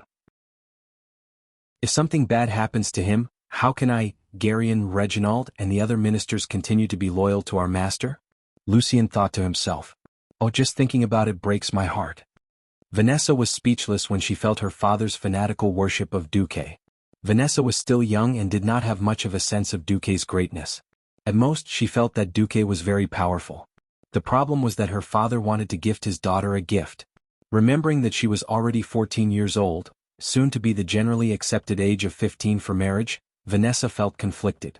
The only fortunate thing was that although her father's hints were very obvious, he was still a father who doted on his daughter and did not directly force her. The memory ended. Alright, here's the problem. What if Duque went berserk and she gave in? Or not? Feeling extremely conflicted, Vanessa poked Duke's rather handsome face with her index finger. Huff huff huff. He breathed evenly. This bullshit Grand Duke's alcohol tolerance was pretty good. At least he didn't go berserk after getting drunk, nor did he go berserk. Squatting at the head of the bed, she looked at Duque's calm and youthful face. She could not imagine that this ridiculously young man was the core figure of the Alliance who controlled hundreds of thousands of soldiers and the future of the entire human race. What if, seems, not? Before Vanessa could finish talking to herself, she suddenly heard a commotion at the door. Let me in. I have the most urgent matter to look for Duque. It was a female voice that Vanessa was familiar with. My apologies, His Excellency Vice Commander just had a drinking contest with His Majesty Kudrin Wildhammer and is now dead drunk. If there's anything, please talk tomorrow. This was the voice of the Knight Captain, Casa. Clearly he and his men were blocking the way. By the sun, well. How can he get drunk at this time? No, I have to see him, I can't wait a second longer. Get out of the way, even if you have to splash him with water to wake him up. This was the voice of another woman. Most of the Wildhammer dwarves' houses were built in caves. In the entire state guest house, apart from a secret exit for escape, there was only one main door. When Vanessa opened the door, she saw the Windrunner sisters arguing with the knights. Yes, not only Servanas but also Aurelia, who seemed to have just rushed back, looking travel-worn. Their quarrel alarmed many people. Gavinrad and Reginald, who didn't drink much, and Elucia, who didn't drink much, came out. Looking at this scene, Elucia suddenly remembered Duke's shocking plan, and she had an epiphany. This situation is probably within your expectations, right? But have you ever thought that you will get drunk? Elucia gently brushed her black hair, the corners of her mouth curving into a cute smile. She rarely gave a fake order. Master Marcus said that if the Windrunner sisters want to come, let them in. If Sir Ulysses is not at ease, you can also let the Windrunner sisters remove their weapons and enter. Of course, Sir Ulysses can also come in. Everyone knew that Duque and Aurelia had a special relationship, but no one said it out loud. In fact, weapons were not the main point. With such an important matter at hand, Aurelia very nimbly removed her longbow and the ranger's dagger, and handed them to the accompanying elven ranger. She and Servanas almost rushed into the room, and then saw Vanessa standing by Duque's bed. Vanessa said, "Sorry, Sir is very drunk. If possible, I don't even want you to wake him up. In fact, he can't do anything even if he is awake." Aurelia's face, which was always full of confidence, always dignified and always in high spirits, almost collapsed in an instant. Oh my God. Kuel Salis is about to be attacked. You're actually drunk? Chapter 351. It was a sense of despair, as if the sky was falling. At a time like this, every minute and second was crucial to their survival. Who would have thought that Duque, who was the key, would actually die from drunkenness at this time? Kuel Salis? Even General Seamus, who had just rushed over, was a little confused. They had just driven the horde out of the hinterlands and made the Wildhammer dwarves' homeland safe. Did they just say that something had happened to Kuel Salis? Duque did not tell too many people about his divine foresight. In the imaginations of generals like Windsor and Seamus, perhaps the horde would turn back to Hillsbrad? Or go directly to Lordaeron? Or go to the north and recruit those dirty trolls into the horde, then look for opportunities? No one had thought that this side division of the horde would give up on the holy city of Stratholme, which was not far to the northwest, and planned to go straight north to attack Kuel Salis. General Seamus shook his head hard, trying to get rid of the drunkenness in his brain. Lady Aurelia, are you sure that the main force of the horde is going to Kuel Salis? My God, I confirmed it with my own eyes. Only a small number of orcs and trolls stayed here. The rest have all turned north. At least 50,000 orcs and trolls have passed through the hinterlands forest. They are crossing the mountains and continuing to the northern plains.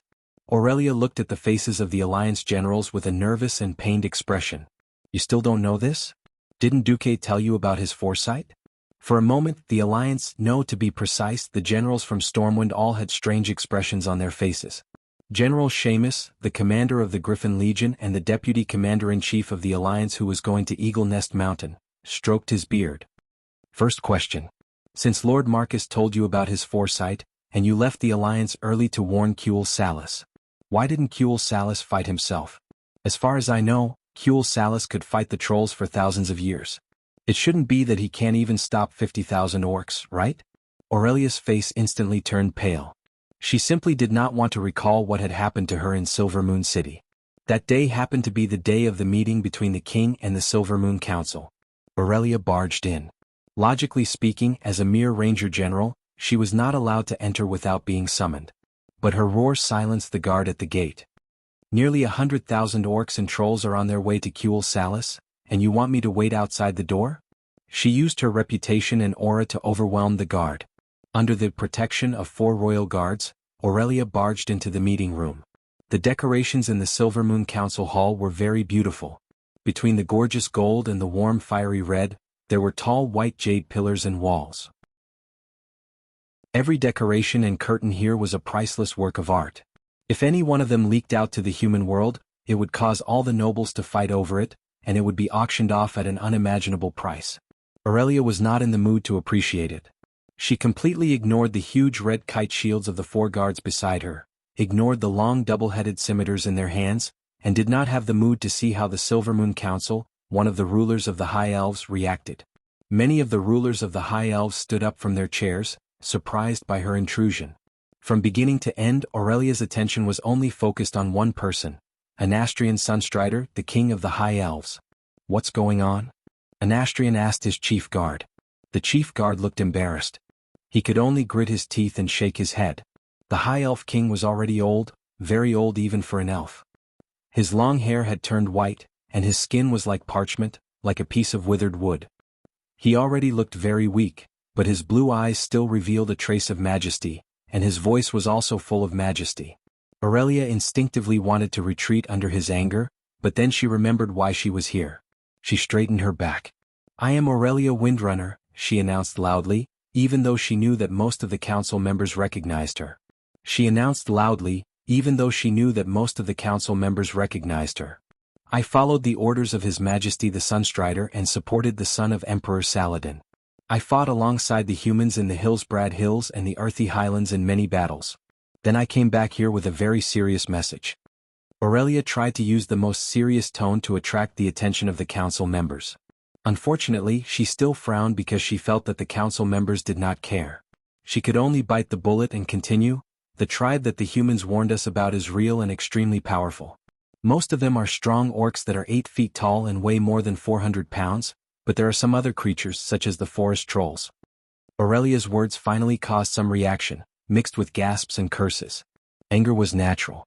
Perhaps no one among the arrogant High Elves knew what the orcs were. In fact, even Aurelia did not know before the battle in South Shore. That was not important. What was important was that every council member present knew what the trolls were. Many of them, including His Majesty Anastrian, had participated in the troll war that lasted for hundreds of years 4,000 years ago. However, the troll card seemed to have the opposite effect. "You said that the trolls have joined that tribe?" A great lord laughed loudly. "That's great. Let the trolls follow this tribe you mentioned to fight the humans. I hope they will go far away. Maybe the humans will help us kill them all." Ah! Wanton laughter echoed in the council hall. Many of the elven council members laughed and clapped in agreement. "You don't understand what kind of disaster is happening on the continent at this moment." Aurelia roared angrily. She recalled Duque's deduction and said directly, "The tribe is not a distant problem that we can ignore and laugh at. Their chief has personally led at least 50,000 elite orcs to the north of the hinterlands, 500 kilometers away. They are planning to conquer the entire world of Azeroth. That includes us here in Kuel Salas. Moreover, the orcs have an agreement with the ancestral gold. They will come. Within a week." Aurelia slammed the round table of the council. The violent bangs finally made the council members stop laughing. "Then let them come." Another elven mage lord from Darkhan mocked. "No one can survive after passing through the forest's runestones. But the warlocks of the tribe." "Enough, Aurelia Windrunner. Anastrian slammed the table hard. The runestones are still there. If the enemies you speak of really exist, they are still hundreds of kilometers away.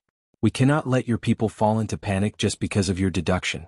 I promise to pay attention to this matter, but you, get out now. Chapter 352. In the state guesthouse in Eagle Nest Mountain, in front of Duque's bed, Aurelia recounted her experience in Silvery Moon City in a voice that was close to tears. No one wanted to believe me. They blindly believed in the defense of Longsong Forest. They believed that the beastmen would rather go to Stratholme and fight the humans to the death than believe that Orgrim would lead his army to Silvery Moon City. They even thought that I had been bribed by the humans and was deliberately spreading panic in order to force Kuel Salas to join the alliance. The Silvery Moon Council forbade all evacuation operations. The only thing I could do was to have my rangers step up their patrols at the border.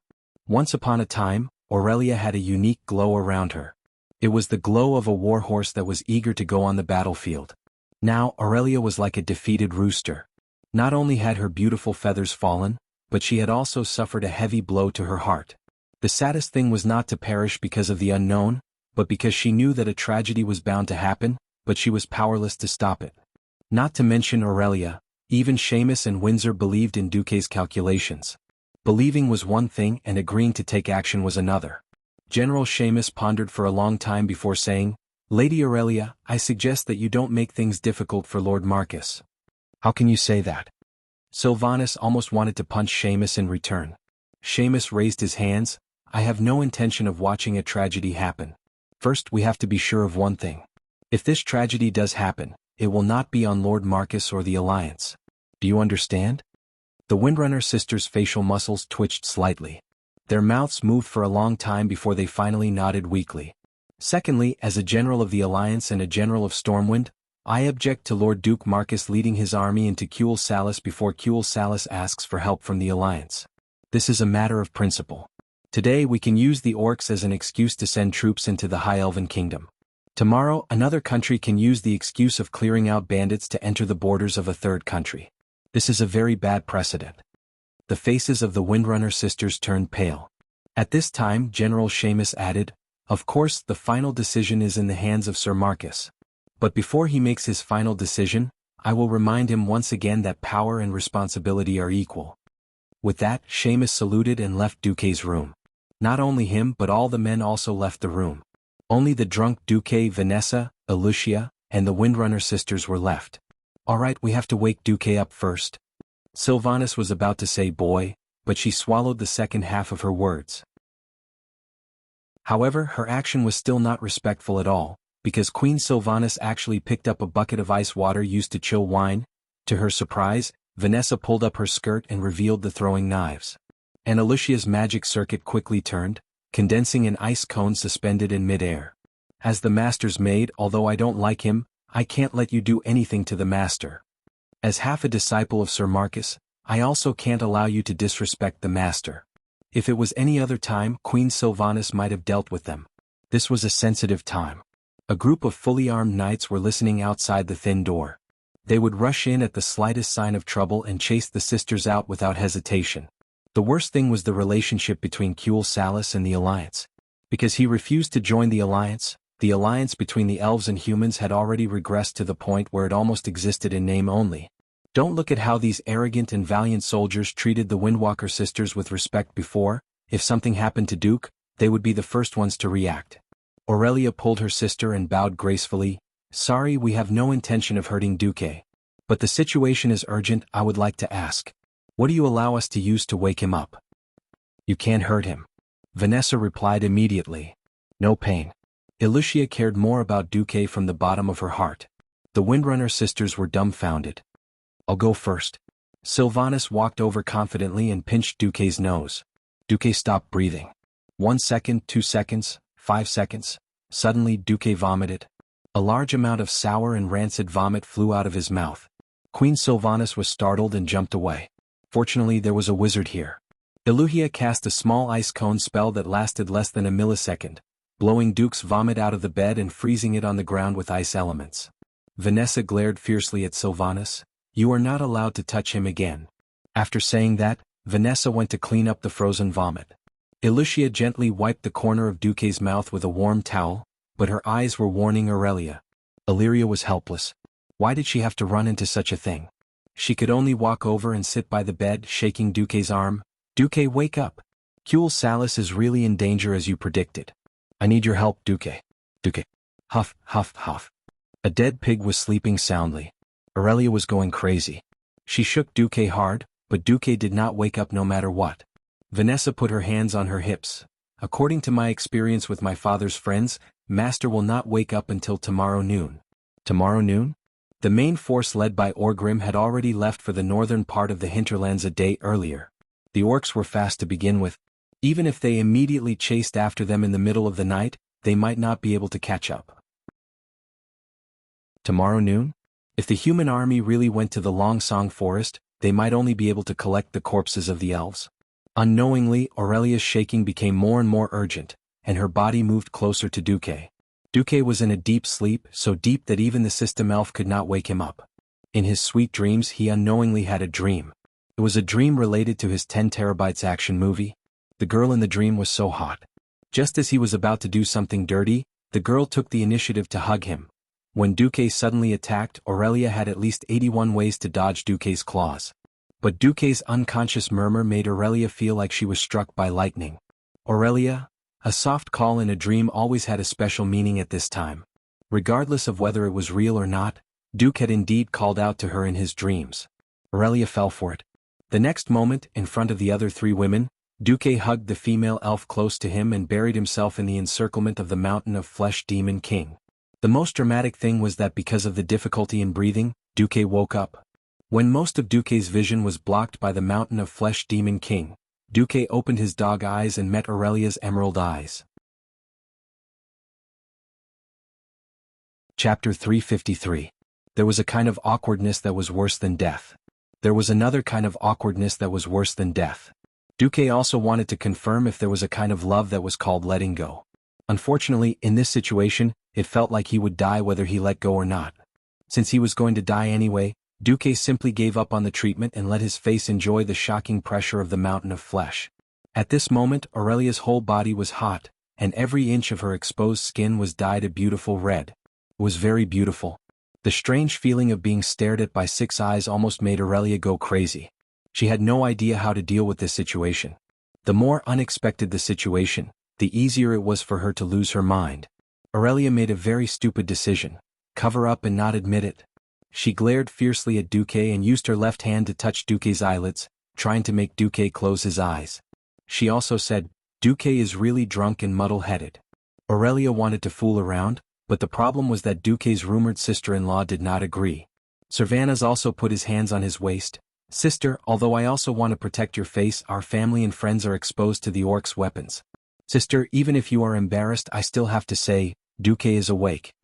Aurelia might be able to fool Vanessa and Ilucia, but she could never fool her sister. The elves' long ears had a special ability called listen, which could hear sounds that were farther and had a wider frequency than humans. The change in Duque's breathing could not be hidden from Queen Sylvanas. In this emergency situation, Queen Sylvanas directly pierced through this piece of paper. At this moment, Aurelia wanted to die. At this moment, Duque's arms were still tightly wrapped around a certain elf's waist. She frowned and tried to make her face look fierce. Duque, you still won't let go? You sisters promise not to hit me? Duque continued to roll his eyes. His snorts echoed in the canyon between the deep Mount Hygel. Aurelia now treated Duque like a little ancestor. For the sake of God, I can't wait to beg you. How would I dare to hit you? 10 seconds later, the farce was over. Someone pretended to be fine. He seemed to be decisive, but in fact, he reluctantly let go of the Demon King Aurelia. Then Duque asked the system elf to inform his body to filter his blood through the arcane circuit and let the Phoenix Flame circuit evaporate the alcohol in the blood. Then he washed his face. Duque finally sat opposite the blushing Aurelia. On one side were the Windrunner sisters, and on the other side were Duque, Ilucia, and Vanessa, who stood at the back with a dining table between them. With Cervantes' brief and concise explanation, Duque finally understood the current situation. Duque, for my sake, send troops to save Cule Salis, okay? Only your army can save my hometown. Duque crossed his fingers and pressed the back of his fingers against the tip of his nose. His gaze became deep again. He was recalling all the details of the second battle of the Dark Portal that he knew. Once, he was a player who understood the story of a game. Right now, he was a transmigrator who had personally arrived to control the direction of this world-shaking battle. Everything could change, and every choice had the chance to have a far-reaching impact. At this point in World War II, Duque could almost say that even if he didn't do anything, the Alliance had a 70% chance of winning. The problem now was no longer limited to winning, but the situation and layout after the victory. Once they entered the third battle of the Dark Portal, it would be the day of the rise of the Lich King. The entire North and Lordaeron continent would be smashed into pieces by the brainless Arthas. How much vitality could be preserved was the key. However, when he thought of the Silvermoon Council, the pig of the pig teammates, Duque had the urge to quickly kill them all. The Silvermoon Council was arrogant, deceiving the people and the king. They were a cancer in the world of the High Elves. Other than fighting to the death in the last battle, the Silvermoon Council was definitely a useless trash-level existence. Yet, dealing with them in advance was tantamount to dividing the humans and the High Elves. Duque pondered for a while and finally sighed. Seamus is right. Before we get Kuel Salas's application to join the Alliance and a letter asking for help, the Alliance can't send troops. As soon as Duque finished speaking, the Windrunner sisters, who were already tearing up, stood up. Aurelia bit her lip hard and blood seeped out of the corner of her mouth. She slammed the table. Duque, I was wrong about you. 30,000 elven civilians will die because of the wrong choice made by the Silvermoon Council and you. Duque, I hate you. Aurelia was extremely agitated, her chest heaving up and down violently. Duque was not in the mood to appreciate this stunning scene. Duque was also angry. Then what about me? Being biased and bringing the elites that Stormwind relied on to restore the country, just because of your request, illegally crossed the border, rushed into a forbidden country and fought with the tribe. Then the Sun King said, I didn't ask you to come into our country, as if we were just watching a dog fight. You dismissed us with just one sentence? What Duque said was absolutely the truth. The key to Kuel Salas's crisis was that the higher-ups of Silvermoon City were like *T. This was the arrogance of the High Elves that had been passed down for thousands of years. It had nothing to do with Duque or any other race in the world. Aurelia cried bitterly. She leaned on the table and wailed. The tears of a beauty always made people's hearts ache. Servanas clenched his fists and pursed his lips. He could not help but shout, Duque, my sister trusted you wrongly. Without the phoenix flame that she gave you, would you have the status you have today? Faced with Queen Sylvie's rebuke, Duque smiled sadly. Then I'll accompany you to the Long Song Forest as an individual. After I die in battle, I can return the favor to Aurelia, right? A cold wind blew through the room. For a moment all the women in the room were stunned. Duque. The powerful Duque who had the power to mobilize the troops of the 8 kingdoms, had a series of brilliant achievements, and carried the hopes of countless humans, actually had the courage to say such words. No one did not believe in Duque. Because Duque's words were almost synonymous with fate. Suddenly the door was knocked open. No. If you die in Kuel Salas, what about the millions of soldiers and civilians in Stormwind who are waiting to restore the country? General Seamus roared. What about the private soldiers who trust you and are loyal to you? What about your followers? You don't even have an heir. Windsor also roared. The Windrunner sisters were dumbfounded. Chapter 354. It was as if they had sunk into an endless cycle. Aurelia could not stop the Sun King and the Silvermoon Council from courting death. The Alliance could not help even if they wanted to, because the elven higher-ups were blocking them. Similarly, no matter how good Duque was at fighting, he could not single-handedly take care of more than 50,000 elite orcs. Moreover, Aurelia discovered something else. It seemed like the strongest warlock of the tribe, Ghoul, Dan, had brought his trusted aides to catch up to Orgrim's troops on a red dragon. Ghoul, Dan was a powerful mage who could suppress the strongest human wizard Antonidas. Sending a Morningstar wizard like Duque would just be sending himself to his death. Even if Duque wanted to go, he would be completely opposed by the generals of the Stormwind faction. At this moment Aurelia sank into despair. Sister. Let's go. Since the humans are not willing to help, we have to go back ourselves.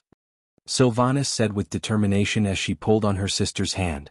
Illyria, on the other hand, gave Duke one last pleading look. Duque took a deep breath. Actually, there's one last way. Once Duque said this, the entire place went silent. Every pair of eyes stared at Duque, and every heart stopped beating. Everyone held their breath. Speak. Aurelia was instinctively excited.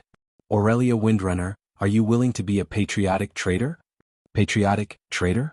Be it Aurelia or the others, they were all confused by Duque's words. Duque said in a low voice, even if it's a lord, inviting foreign troops into his own country is a crime of treason. But you, Aurelia, you can be a traitor because of your patriotism, because you want to save the High Elves. Of course there's a price to pay. What price? Aurelia's eyes brightened. I can take on the identity of a wandering duke and bring all my private soldiers to be hired by you, Aurelia Windrunner. The problem was that everyone knew I wasn't short of money.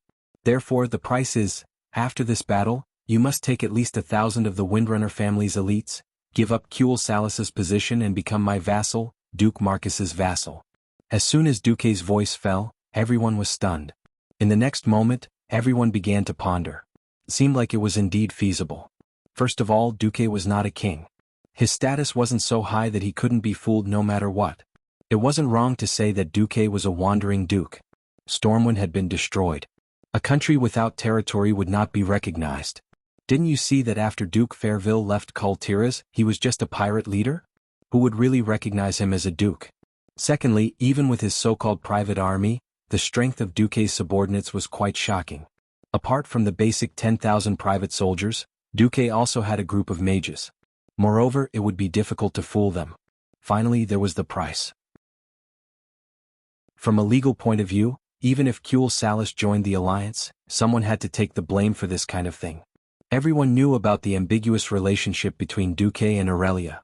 The problem was that if Duque really wanted to marry Aurelia, it would be super troublesome. The union of a duke from another country and General Kuel Salas must be approved by the Sun King and the Silver Moon Council. When that time came, it was really unknown what kind of trouble Duque and the Windrunner family would be in. Duque took this opportunity to pull Aurelia out of it, killing 2 birds with 1 stone. Moreover, there were 1,000 of the strongest elven rangers on the continent. It was precisely because of these conditions that Duque's deal would not seem to be a loss in the eyes of all the nobles. Otherwise, the nobles would only think that Duque was an idiot. If the Sun King really wanted to pursue the matter, no one except Stormwind would protect Duque. At this time, Aurelia fell into infinite entanglement. A patriotic traitor in exchange for the survival of tens of thousands of his compatriots. Aurelia's conscience and affection for Duque instantly prevailed in both rational and emotional aspects at the same time. Duque, I can personally promise you. But I can't give a definite answer on behalf of the rangers of the Windrunner family. No. 1,000 rangers, not one less. This is a matter of attitude. Unexpectedly, it was Lucia who bargained for Duque. Duque was stunned. What surprised Duque even more was yet to come. I know my brothers and sisters. There can't be 1,000 rangers of the Windrunner family who are willing to give up their homeland. 300 is already the limit, Servanas interrupted. Lucia was anxious. We can't accept such conditions. Of course it's not fair. However, as long as you can cover the evacuation of more than 20,000 civilians in Longsong Forest to Silvery Moon City, Duque, I'm willing to give up my position in Kuel Salas and become your vassal together with my sister. Duque's brain went blank for a second. Surprise. This was definitely an unexpected surprise. Duque had never thought that he could gain so much from attacking Kuel Salas with the help of the tribe. That was Aurelia and Sylvanas, the eldest and second children of the Windrunner family, the 2 strongest rangers in the world. In terms of strength, even the third sister, Sasha, was still a distance away from them. Not to mention, in the original history, one was a great hero in Stormwind City's King's Valley, and the other was a queen who could summon wind and rain in the tribe, and even become the chief of the tribe in the distant future. Damn it, this was really a big win. If there weren't so many people watching, Duque really wanted to immediately shout, I've tricked Aurelia and Queen Sylvanas into my hands. At this moment, Duque finally felt a sense of pride for completely changing history. No matter what, as long as he passed Kuel Salas this time, then there wouldn't be another Sylvanas who died in Silvery Moon City. And there wouldn't be another forgotten queen in the future. The forgotten ones? Bah. I'm a living person. I don't care how those bones die. Lucia originally wanted to fight for more benefits for Duque, but seeing Duque's excited eyes, she quietly retreated to the side of Duque's body. Similarly, Seamus and Windsor didn't want their boss to go so far away to be a mercenary. After seeing the look in Duque's eyes, they all sighed deeply. Alright, I hope that helping the elves this time won't be too bad. With a plan, everything would be easy to handle. When Duque woke up King Lang overnight with a magic message and explained the seriousness of the matter, Lang gave Duque and Aurelia a surprise. If some of the Griffin Legion soldiers are willing to become your private soldiers, I can't stop them. Sometimes, nobles like to secretly increase the number of their private soldiers, but the king can't find out, so it's not against the rules. However, in the future, there will be many elites from the Griffin Legion on the battlefield. Chapter 355. A king's speech was often a form of art. Some words could not be said directly. In any case, Duque, Aurelia, and Seamus understood. Seeing Seamus silently request the dwarves to forge 20,000 Duque private soldier badges, Aurelia held Duque's hand at some point. She knew very well that Duque had used his connections to the extreme. Everyone knew that in all of Stormwind, apart from the Royal Knights under Lothar's direct command, Seamus Griffin Legion was the best fighter. The former could fight, but there were too few of them. The latter was the true main force of Stormwind. After repeated expansions, the Griffin Legion had expanded to a huge army of 20,000. The core was still the Griffin Legion that had retreated from the Reedridge Mountains to Stormwind City. These warriors who had gone through many battles were the foundation of Stormwind Kingdom's revival, the cream of the army. Now, with a single request from Duque, Lang allowed him to get them to pretend to be private soldiers. Moreover, 30,000 soldiers was the limit of a Grand Duke's strength. Not breaking the rules was better than breaking the rules. Perhaps it could be explained as a strategic need, but no one could ignore the huge risks they had to bear, as well as the almost unbearable camaraderie. It was impossible for a friend to gamble the future of a kingdom with millions of people to save tens of thousands of his own people. Loyalty and camaraderie had always been difficult. According to Duque, accompanying her to death was already doing his part as a friend. Pulling 30,000 elites could only mean one thing. She, Aurelia, had long surpassed the definition of a friend in Duque's heart. At some point, only Aurelia and Duque were left in the room. Suddenly realizing that her hand was still on the back of Duque's left hand, Aurelia felt awkward and didn't know if she should pull her hand back. After hesitating for 2 seconds, Aurelia still pulled her hand back. Who knew that at this moment, Duque would grab her hand? In terms of reaction time, Aurelia was 9 blocks ahead of Duque. If a high-level ranger didn't want to be caught by a mage in close combat, there were at least 3 ways to do so. Aurelia's hand was grabbed, which only proved one thing. She didn't want to hurt Duque's heart. The former great demon king was now like a frightened little rabbit. Duque grabbed her hand with his left hand and put his right hand around Aurelia's waist. Sometimes people were like this. After the first time, it was easy to have a second time. After being hugged by the drunk Duque, Aurelia, who hesitated again, lost the chance to resist. Aurelia's waist was very soft and had the flexibility of a well-trained person.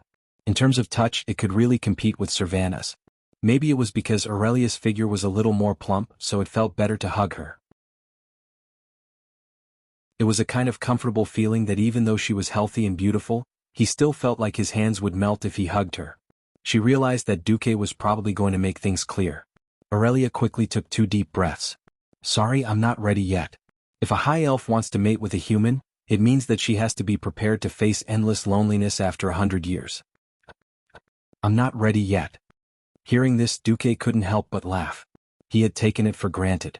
The high elves boasted of eternal life, but in reality it wasn't.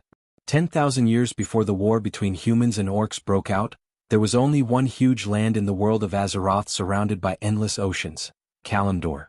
Many different races and creatures lived on this land, fighting against the harsh natural environment. In the center of this dark land was a lake full of mysterious energy. This lake was called the Well of Eternity, and it was the source of magic and natural energy of the entire world. While absorbing energy from the endless darkness outside this world, the Well of Eternity continuously released energy to the entire world, providing nutrition for all kinds of creatures in the world. This attracted the attention of the Demon King, Sargeras. This was the invasion of the Burning Legion 10,000 years ago. Later on, due to the aftermath of the war, a series of magic reactions interfered with the energy of the well, causing a huge explosion. This led to what later generations would call the Cataclysm. The entire Kalimdor continent was split into several parts, mainly the Kalimdor continent in the west, the Eastern Kingdom in the east, Northrend in the north and Pandaria in the south. The location where the well water was originally located collapsed into a never-ending whirlpool.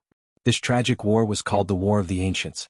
Because of Illidan's selfishness, he left behind a small bottle of well water from the Well of Eternity and once again artificially created a Well of Eternity.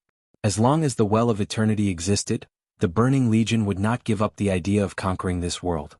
In order to protect the Well of Eternity, the three Dragon Kings, the Red Dragon, the Green Dragon, and the Bronze Dragon joined forces to bless the Well of Eternity. The Red Dragon Queen Alexstrasza planted a huge oak tree that could heal the scars of the earth, which later became the World Tree, Nordrassil. The King of Time, the Bronze Dragon King Nozdormu, added magic to the World Tree. As long as the World Tree existed, the Night Elves would never age or get sick. This was the source of the elves' immortality. In fact, after being exiled by the Night Elves, the High Elves lost the power of immortality. However, for humans the lifespan of the elves was still extremely long. Duque understood Aurelia's concerns, but he couldn't tell Aurelia that the legend of the elves' immortality would be mercilessly broken in the near future. Of course, he had another way to comfort Aurelia and break down her defenses. Duque took out his bird's head. Don't get the wrong idea. If you get the wrong idea, face the wall. This was just the head of the artifact magic staff, Atish, which happened to be in the shape of a wooden bird's head. This is Atish's? Feeling the powerful magic waves on it, Aurelia could totally imagine how shocking the power of this magic staff would be when it was complete. The previous guardian, Aegwin, seems to be more than 800 years old. Duque seemed to be saying something irrelevant, but he was actually reminding Aurelia that he, who had obtained the inheritance of Medivh, actually had other ways to obtain immortality. Aurelia's face instantly turned red. If it was said that she was unwilling to break down her defenses before because of her lifespan, then now, under the premise that both of them had almost endless lifespans, all the obstacles that she had set up were not valid. No, actually... Aurelia was completely confused. Facing Duque's gradually approaching face, she was completely at a loss. Duque gave her a light kiss on her smooth forehead. Gazing at Aurelia's emerald eyes, Duque smiled suavely. I know you are thinking about your brethren and have no time to be distracted. But after that, Aurelia ran away as if she was flying. Chapter 356. The warmth was short-lived. If the elven inhabitants of Kuel Salis Longsong Forest died tragically because of personal matters, the warmth tonight would become a scar in the future. In fact, less than 5 minutes after Aurelia ran away, she turned back, slightly lowered her head, shoulders slumped and clenched her fists. I know it's too much, but the horde is heading towards Kuel Salis. They've already left us behind. We've already lost a few days. If we don't gather the troops as soon as possible, we'll only be left further behind. Duque naturally grabbed Aurelia's arms with both of his hands. It's a taboo for the army to suddenly wake up and march in the middle of the night. We humans don't have the elven's night vision. Just marching alone will cause a lot of problems. I also have to guard against the horde army that stayed behind to ambush us. Ambush? Yes, ambush. I have to say Orgrim did a good job. He knew that we would come here to help the Wildhammer dwarves. So he led the main force to the north, leaving behind some to slow us down. For example, the orcs that feigned an attack during the day. Or the one hiding in the depths of the Hinterlands forest. There's more? Aurelia's eyes widened. She suddenly felt a chill down her spine. If Duque really let the army march through the night under her request, then they would undoubtedly be ambushed by the horde hidden in the forest. In the dark, the performance of the human army was very poor, as long as they chose the right place to ambush. Even if they couldn't defeat the humans immediately, they could drag the battle into a chaotic battle that the orcs were best at. In a chaotic battle, the orcs' individual combat power would increase exponentially. They could even rely on the chaotic battle to defeat the human reinforcements. At that time, Quell the Lost would truly be isolated and helpless. At this moment, Aurelia realized the difference between her and Duque. She might be a competent battlefield commander, but she wasn't good at strategy. In front of commanders like Duke and Orgrim, she wasn't even worth looking at. In fact, Aurelia could not imagine how difficult the task of the reinforcements was, chasing after an elite army, moving with all their might and defending against possible ambushes. She only hoped that they could arrive at the Long Song Forest in time. Then what should we do? The main force of the beastmen is so far away from us. Every second we delay will allow the tribe to get closer to Kuel Salis. Even if she didn't want to admit it, Duque was the only one who could give her advice at this time. Nothing much. You came all the way from Kuel Salis, so you must be very tired. I suggest that you have a good sleep first, then, When Duque saw the stubborn look in Aurelia's eyes, he smiled bitterly. Well, if I don't solve the mystery you won't rest, right? Aurelia's bright eyes stared at Duque as if saying, you already know the answer. Duque shrugged. This isn't a fair competition in the arena. If Orgrim can send his army to harass us, why can't I send people to stop them? Don't forget who predicted that the Horde would march this way. Well, the hint is FFF. FFF was naturally Duque's flamethrower army. It was now the middle of summer in May, so it wasn't too difficult to set fire to the forest. Even though Aurelia hated burning the forest as an elf, they were facing a great enemy, and she wasn't a druid who believed in nature. It didn't matter if it was a black or white cat as long as it could catch mice, it was a good cat. Because of the battle in the Silver Pine Forest, Lordaeron had used up almost all of their forces in the rear. It was not realistic for Lordaeron to send troops to stop Orgrim's elite army. There was no other way to delay the Horde's army with a small number of troops. Aurelia came to a sudden realization, and her expression suddenly became very interesting. Bastard, you already planned everything, and then forced me to betray my country and become your vassal? Completely disregarding everything, Aurelia pounced on Duque, opened her white teeth and bit down hard on his left shoulder. Ah, it hurts. Are you a puppy? It wasn't a joke, Aurelia's bite was really painful. It was as if her entire flesh was about to be torn off.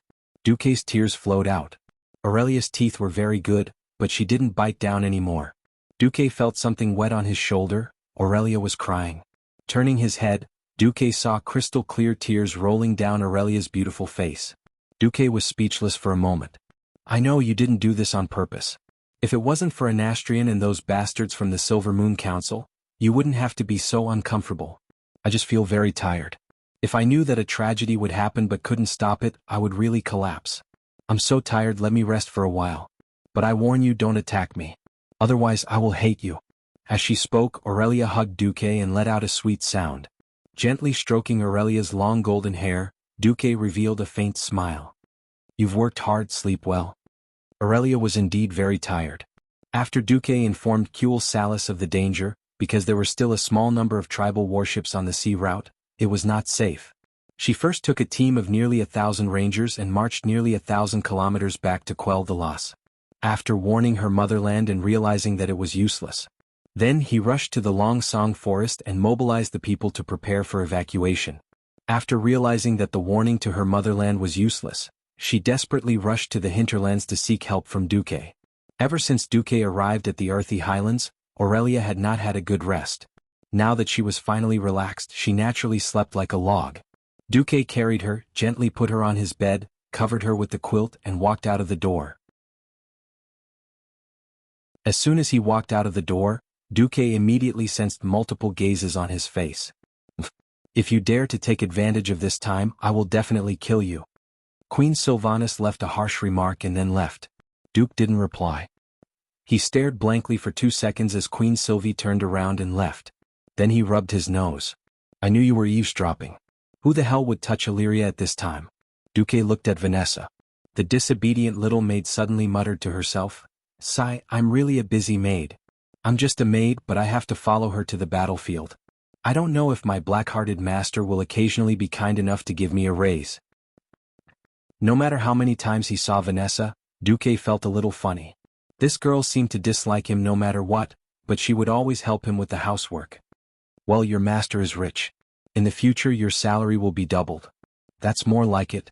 I can go change to a dagger. Is there a maid like you? Chapter 357. Duque. Master, I have to go prepare as well. Alicia also stood up and bowed. Actually, it's going to be a rapid march. If you think it's too tiring, you don't have to go. Duque advised. No, it's better to serve the Alliance than to stay in a safe place and deal with those insincere courtship. Alicia smiled sweetly.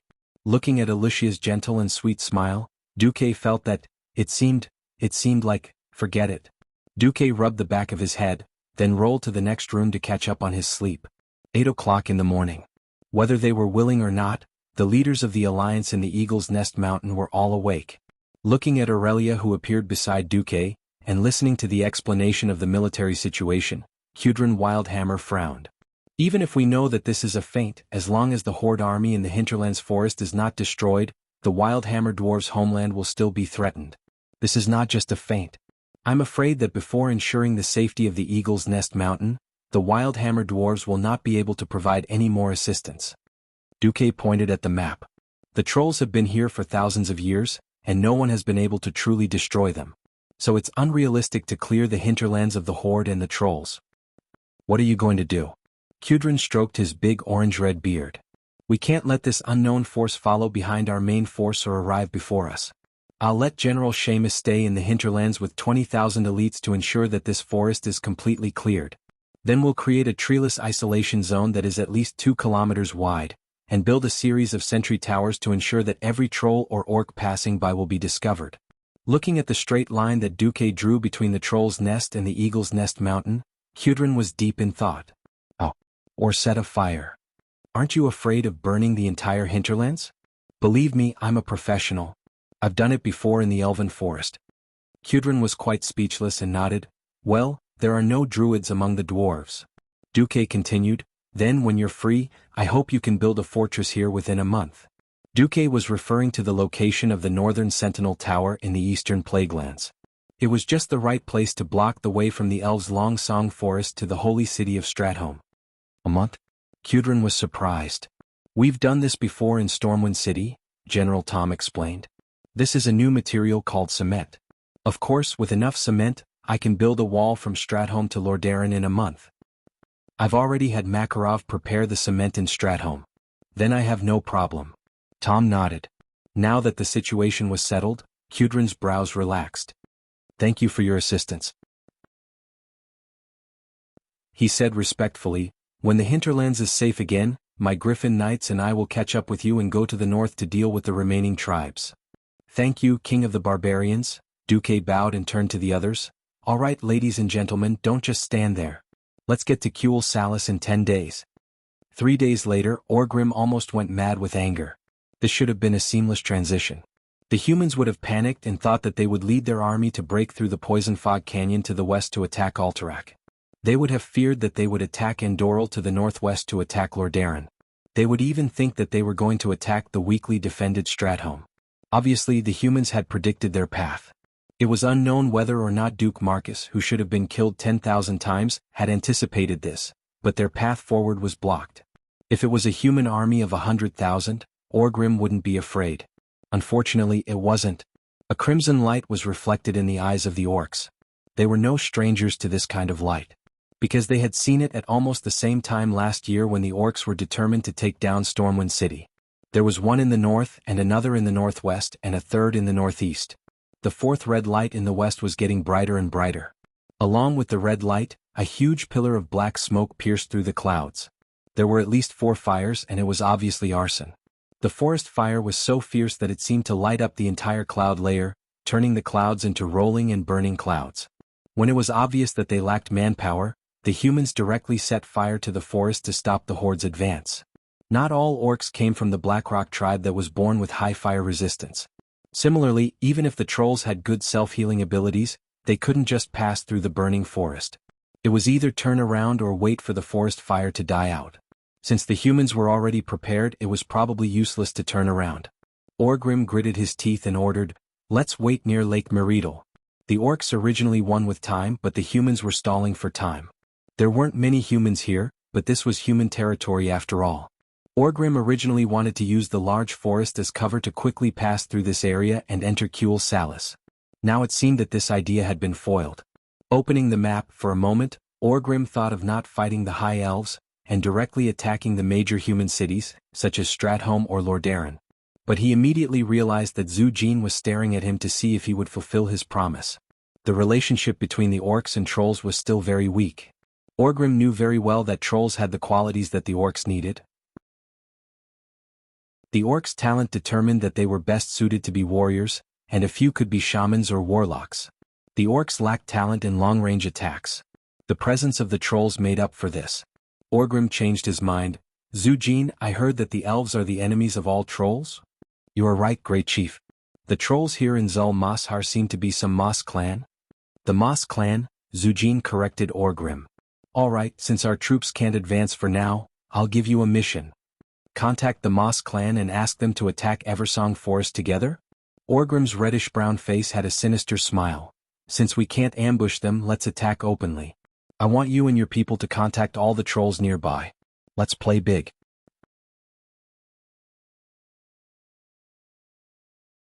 Chapter 358. The night was peaceful, and peaceful. The forest that had been burnt to a crisp was as silent as a graveyard that could bury everything. As the last spark in the forest died out, the heat between heaven and earth finally came to an end. A group of human sentries were stationed at the intersection of the bluestone path between two huge forests. They had a standard security system with enough fire to expand their field of vision, as well as sentries that were either out in the open or in the dark. However, outside the shadow of the bonfire, a huge but completely silent shadow had snuck into their security perimeter. They slowed down and cautiously took each step on the charred, carbonized ground. Their hands gripped tightly onto various weapons to avoid making any clashing sounds as they moved. It was obvious that their worries were unnecessary. Humans were far less sensitive than their long-eared allies, the elves. The land was pitch black, with only the occasional ray of moonlight shining through the gaps between the thick clouds.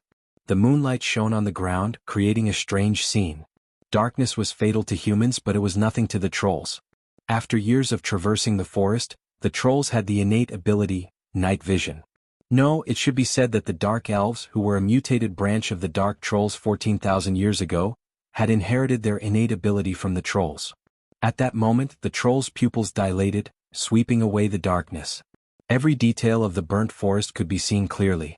The trolls were furious at the humans who destroyed the forest. Therefore, when they attacked, they threw out spears that were filled with rage. Almost in an instant, a team of 12 people completely disappeared from this world.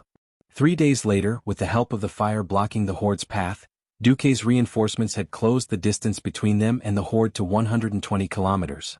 This was already a very sensitive distance.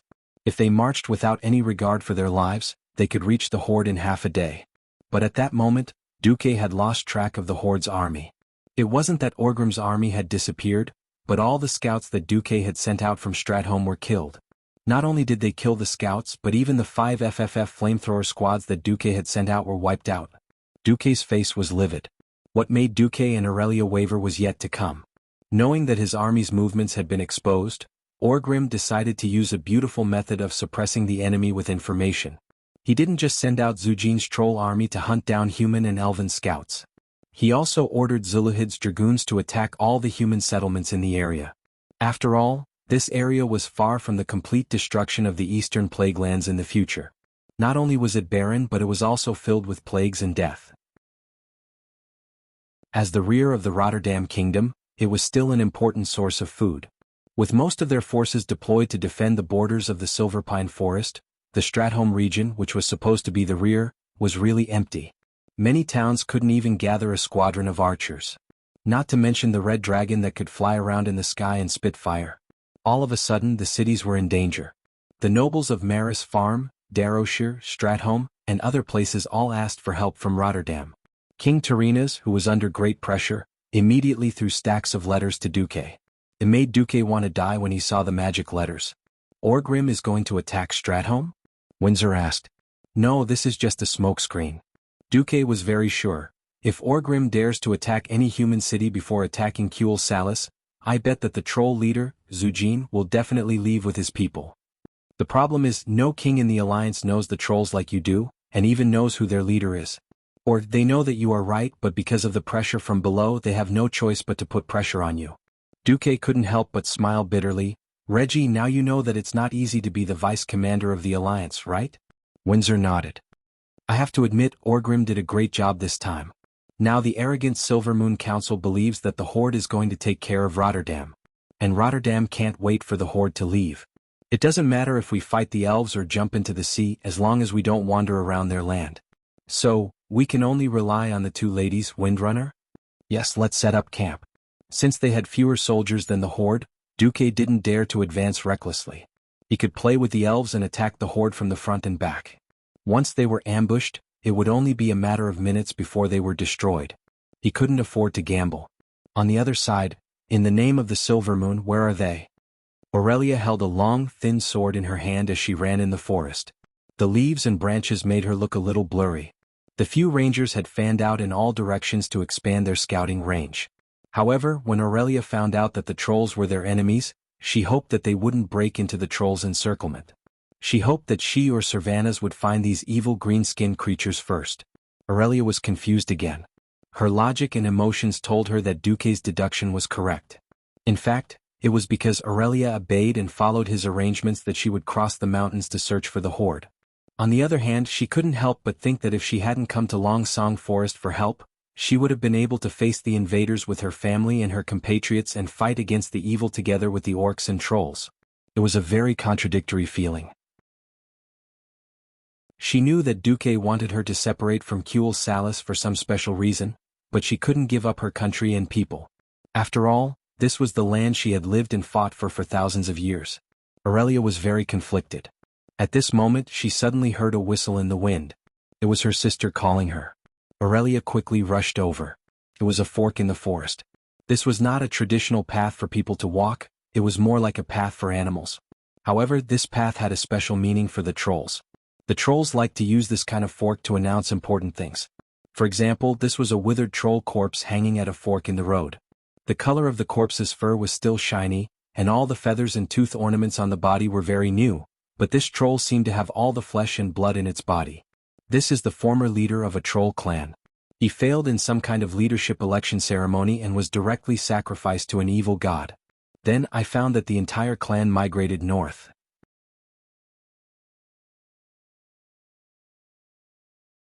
Chapter 359. Listening to the Windrunner sisters' report, Duque looked at the military map and rubbed his chin in thought, all the way to the north. Orgrim is amazing, Windsor, who had also seen through Orgrim's plan, sighed. Since we know the horde's target is Kuel Salis, we should hurry and get ahead of the horde. Servanas slammed the table. As soon as she finished speaking, she realized that everyone else had an expression that said, "You're right, but it's meaningless." Aurelia shook her head. That's why Orgrim is so smart. If we can't figure out where the horde's main force is, we might be ambushed while we're marching. The horde's army is far stronger than ours. If we're ambushed, everything will be over. We can expand our scouting range, Queen Servanas suggested, unwilling to give up. Aurelia still shook her head. There's no point in just warning us. With our current strength, if we fight the horde in the wild, we'll lose. No one knew how many trolls had joined the horde. The latest information was that at least 3 trolls had joined the horde. The number of trolls in each clan had always been a mystery. The worst-case scenario was that Duque's 30,000 people ran into a 100,000 horde army. No matter how brave these people were, they would just be cannon fodder. This was not a joke because the strongest heroes of the horde were among them. Orgrim, Ghoul, Dan, Google, Zuluhid, Talon, Gorefiend. It didn't matter if Ghoul, Dan tried his best. Even if Ghoul, Dan used 20% of his power, Duque would definitely die, and there was a high chance that he would not be able to revive. After all, Ghoul, Dan was an expert at using forbidden death magic. Duque did not want to be captured and turned into a ghoul or a frost lich when he finally succeeded in seducing Aurelia. Then I'll call the Windrunner's rangers back? Servanas said unwillingly. Duke continued to shake his head. Let's not talk about the chances of you winning against the trolls who are also adept in jungle warfare. Just the loss of stamina and energy from this round is enough to put you at an absolute disadvantage. Even if you kill all the elites of your family, you won't know where the main force of the tribe is. Windsor gritted his teeth. If only Wildhammer's air force had arrived earlier. We can at least fight against the wyverns of the horde. Duque nodded. I have already sent a message to Kudrin. He promised to send us a squadron of griffins in 3 days. Phew, that's the only good news. However, our intelligence blockade has yet to be lifted. My people have noticed more and more troll hunters around the camp. Windsor brought up another matter. Duque muttered to himself. Now, whether it was entering or staying, they would have to take a huge risk. If this army of 30,000 remained motionless for too long, they might attract Orgrim's attention. It wasn't impossible for him to launch a sudden counterattack. All motives still depended on the changes in the situation. Once he was close enough to the main force of the horde, Orgrim would definitely not mind eating this human's tail. Let's retreat to the foot of the mountain near the hinterlands first. As for the warning, I can solve it the day after tomorrow at the latest. Aurelia's bright eyes widened. How? Dear Miss Aurelia Windrunner, are you interested in accompanying me on a trip to Dan Moreau? Huh. What the hell? A trip to Dan Moreau? Dan Moreau was the region where the dwarves' iron furnace castle was located. The dwarves there were defending their main city to the death. It could be said that the entire Dan Moreau was a tribe. Why did Duque suddenly want to travel to Dan Moreau? Just as Aurelia was about to open her mouth and say something, Duque suddenly placed a finger on her red lips. The finger sank into her delicate red lips. Felt pretty good. Don't ask. Just trust me and follow me. I promise I won't let you down, Windrunner. Some things were just like that. In the past, Aurelia would definitely give Duque a hard knock on the back of his head. But now, Aurelia often chose to believe in Duque. However, Queen Sylvanas was unhappy. She put her hands on her hips and interrogated Duque. Don't forget there's still a Windrunner here. Why do you have to bring me along? Duque smirked. There has to be a Windrunner in charge of scouting the camp. Sylvanas was infuriated. Duque was obviously abusing his position for personal gain. Unfortunately, she also knew that if she were to go, she would definitely not be so cooperative with Duque. You better remember this. Sylvanas turned her head and left. I'm going on patrol. Duque did not open a portal this time. It was not a good place to open a portal. This was because the place Duque wanted to go to did not have a fixed coordinate. This required Duque to use his brain and the system to lock onto the spatial location. What everyone did not expect was that Duque waved his hand and asked Vanessa to come over. Vanessa was a little stunned. I need a skilled and trustworthy rogue. Upon hearing the word trustworthy, Vanessa, who still had the temperament of a little girl, immediately ran over to Duque. Then Vanessa regretted it a little. Because Duque had suddenly put his claws on her waist. In fact, Duque was hugging one on each side. On the left was Vanessa and on the right was Aurelia. Without giving them too much time to struggle shyly, Duque directly opened the portal. The dazzling bluish-purple arcane light turned into dozens of mysterious rune ribbons in the air and began to spin. As a large amount of arcane energy overflowed, the two girls suddenly felt that their surroundings were a little blurry and unreal. A small hole was torn in space and instantly, an unstoppable force sucked them in. Aurelia, who was experienced and knowledgeable, was slightly better. Little Vanessa was so scared that she hugged Duque tightly. Only then did Duque realize that Vanessa had already developed so well. Without saying anything, he directly injected the moral integrity of a Mediv into himself. At the very least, he would not make a fool of himself. This was not a traditional teleportation. The teleportation between the main cities of the major kingdoms had relatively fixed spatial coordinates and a stable spatial structure. This was a teleportation that temporarily locked onto a target, so it was more laborious. Duque quickly found the bronze-bearded dwarven kingdom's iron stove castle, and then quickly searched for his target. Fortunately, that thing was also very big and Duque did not have to spend a lot of energy to find it. It was Gnomeregan, a level 35 dungeon in the game in his previous life. Now, it was the former hometown of the gnomes that they were forced to abandon. Once upon a time, the dwarves of Iron Stove Castle and the gnomes of Gnomeregan had a good relationship, but they did not live under the same roof. Because some gnome dared to die, his hometown collapsed. All kinds of monsters ran out and killed all the surviving gnomes. Most of the remaining gnomes turned into leper gnomes. Well, it was right to think of them as a kind of neurotic gnome. Looking at the unfamiliar scene in front of her, Aurelia was a little confused. What are we doing here? We are looking for the Yao Yao spirit.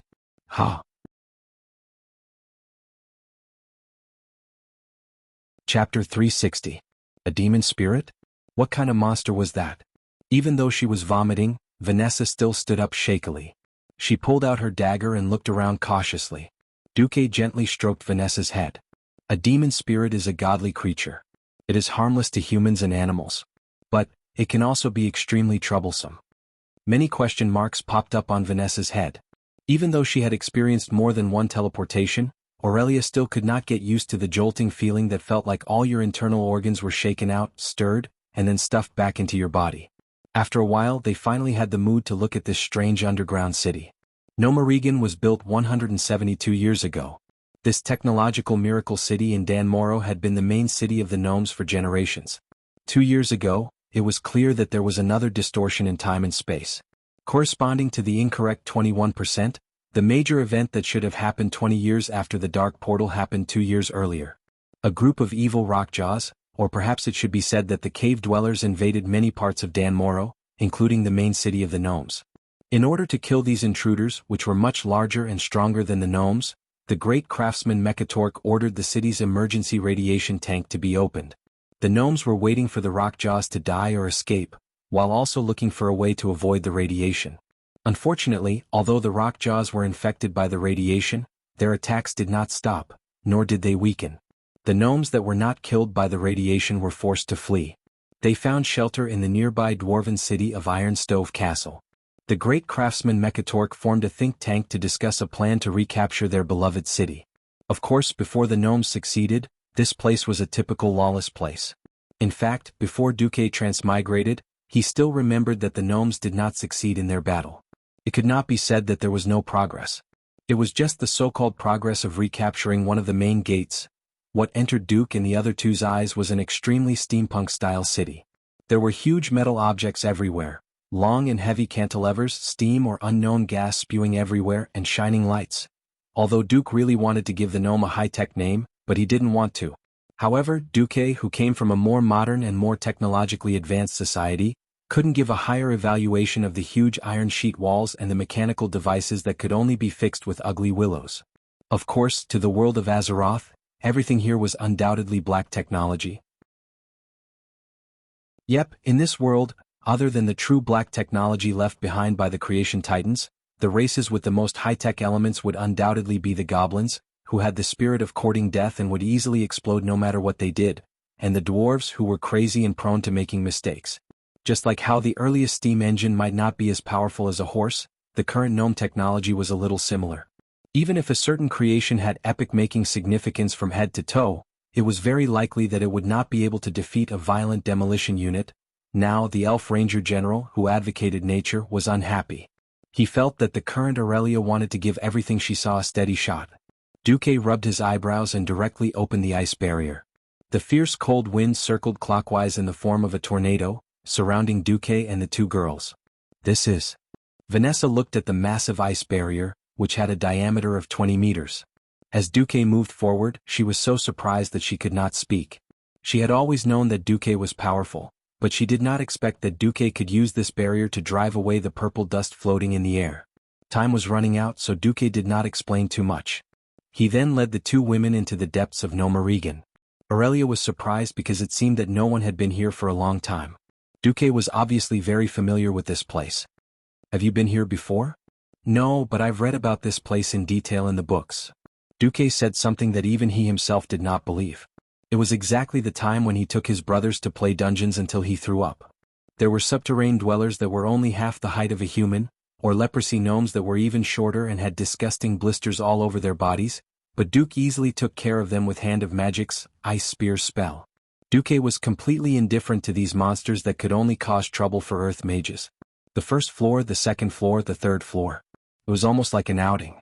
Duque led the two girls through rooms, through boxes, and all kinds of high-altitude drops. Finally, they came to the fourth floor of Gnomerigan.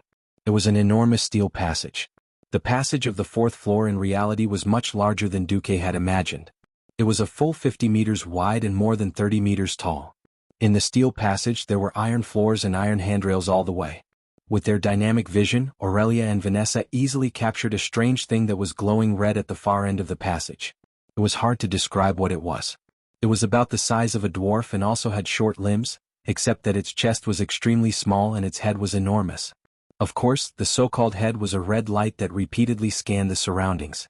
Duque raised his thumb and pointed at the thing in the distance. It's a mobile alarm system, commonly known as the Yao Yao Spirit. Of course this thing is no threat to us.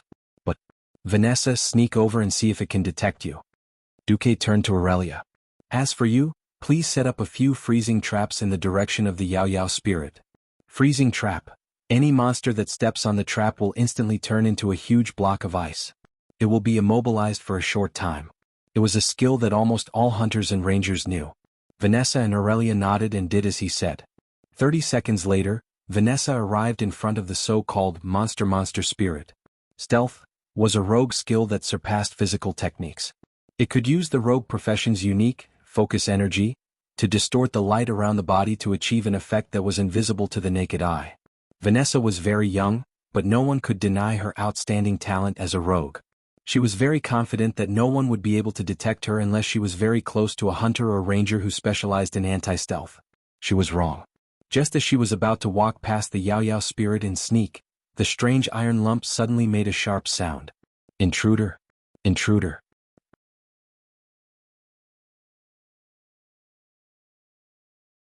Chapter 361. Not only did the huge red lamp shine brightly, but there was also a sharp noise.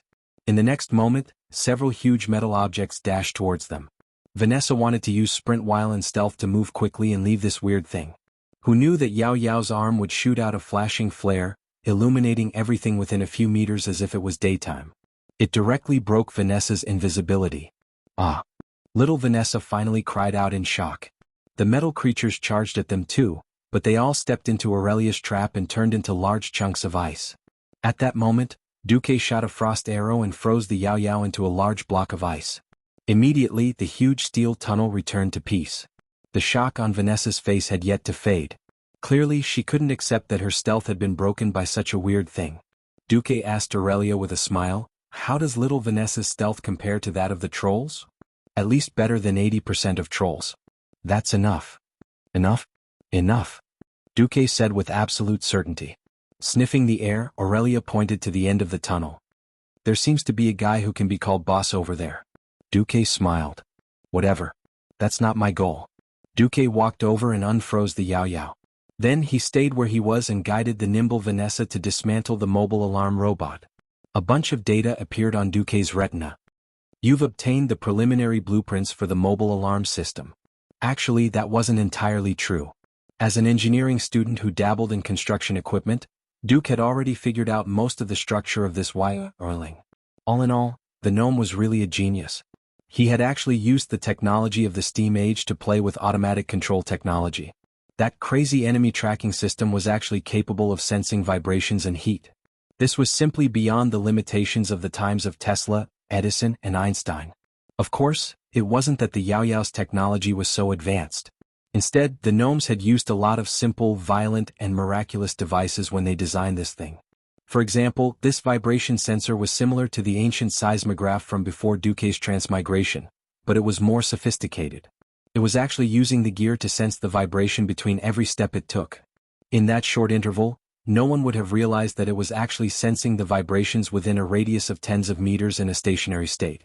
Once there was a vibration, it would enter the next stage. I tested it with a heat-sensing stone. When it passed through again, it would automatically fire a flare in the direction of the heat source to further confirm whether the target was invisible or in a hidden state.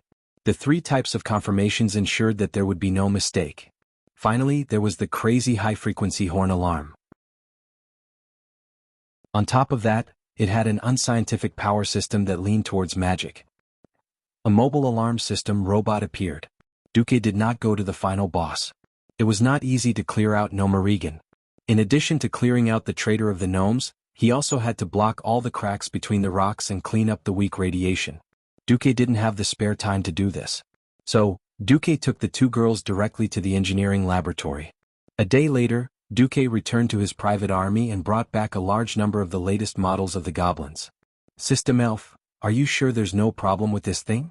Duque had deep dark circles under his eyes and looked tired. But it was worth it for the sake of the 30,000 soldiers. "Dear host, I'm very sure. All the gravity sensors have been set to 150 kilograms. Only humanoid creatures that exceed this weight will trigger the alarm. And according to the host's habit, I've set the most prominent warning sound for the goblins." "That's good." Duque almost emptied the entire engineering laboratory of Gnomerigan. McNeil, the great traitor who betrayed the great craftsman and all the gnomes, would probably go crazy on the spot if he found out. So, after Duque gave some instructions, the army set off again. Few people knew that there was actually an engineering laboratory on the 4th floor of Gnomerigan. No one would know what Duque had done in that laboratory. Then he moved the things in the laboratory to Karazhan. The soldiers of Stormwind looked curiously at a bunch of strange machines with bark on their heads running around the army. Tick-tock made a strange noise. Then it didn't seem to have any effect until that night. Windsor was puzzled by Duque's arrangement. Duque only left the minimum number of sentries, and instead deployed at least 200 rapid response troops. It was a cavalry unit that was forbidden to sleep all night. Their equipment was also very strange. Lassos with steel wires? Long-handled axes that were rarely used by cavalry? What the hell was that? Well, I've been a soldier for so many years. I've been at war for almost 2 years. This is the first time I've heard such a strange order. We're supposed to kill trolls after hearing the alarm in the middle of the night, preferably alive? I heard that trolls will heal themselves after a while, unless their heads are cut off or their hearts are pierced. Yes, there are basically no trolls near the elven forest. There are only a few occasionally near the night forest. But trolls are the norm in the Rotterdam continent, right? What's the alarm? None of the cavalrymen knew. As night fell, they quickly found out what the alarm was. Suddenly, in the darkness of the night, they heard a peerlessly mournful cry for help. Help. Murder. These guys are going to tear me apart. Every cavalryman had the word, embarrassment, written all over their faces. If it was a living person who shouted, there would be no problem. The problem was that the voice was obviously mechanical and electronic. Since it was an order from above, the cavalrymen quickly set off. When they arrived, they found a strange, flashing red demon spirit, being chased by 2 trolls. Come and save me. There's someone acting cool here. We can't hold on any longer. Shouting incomprehensible words, the robot tried to run with its short legs. Originally, it could not outrun the trolls, but when the trolls saw the cavalrymen, they immediately ran back. Chasing a master of concealment troll in the dark was a very scary thing. They could be killed at any time. At this moment, the cavalrymen laughed. They did not know what kind of special paint was sprayed on the troll's body. Even in the darkness of the night, it was still extremely eye-catching. The trolls seemed to want to wipe it off, but the more they did, the bigger the lump became. After 2 ordinary troll scouts lost their concealment, was there any suspense in facing an aggressive squadron of cavalrymen? The next morning, the entire army saw the spoils of war from the Rapid Reaction Force.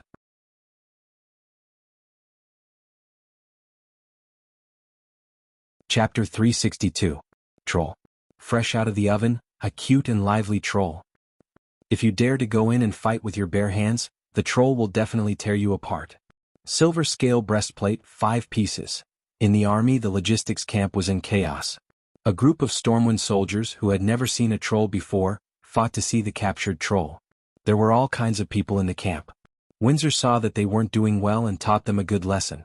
As more and more troll were captured, many soldiers who had lived in the relatively peaceful elven forest for their entire lives saw a troll for the first time.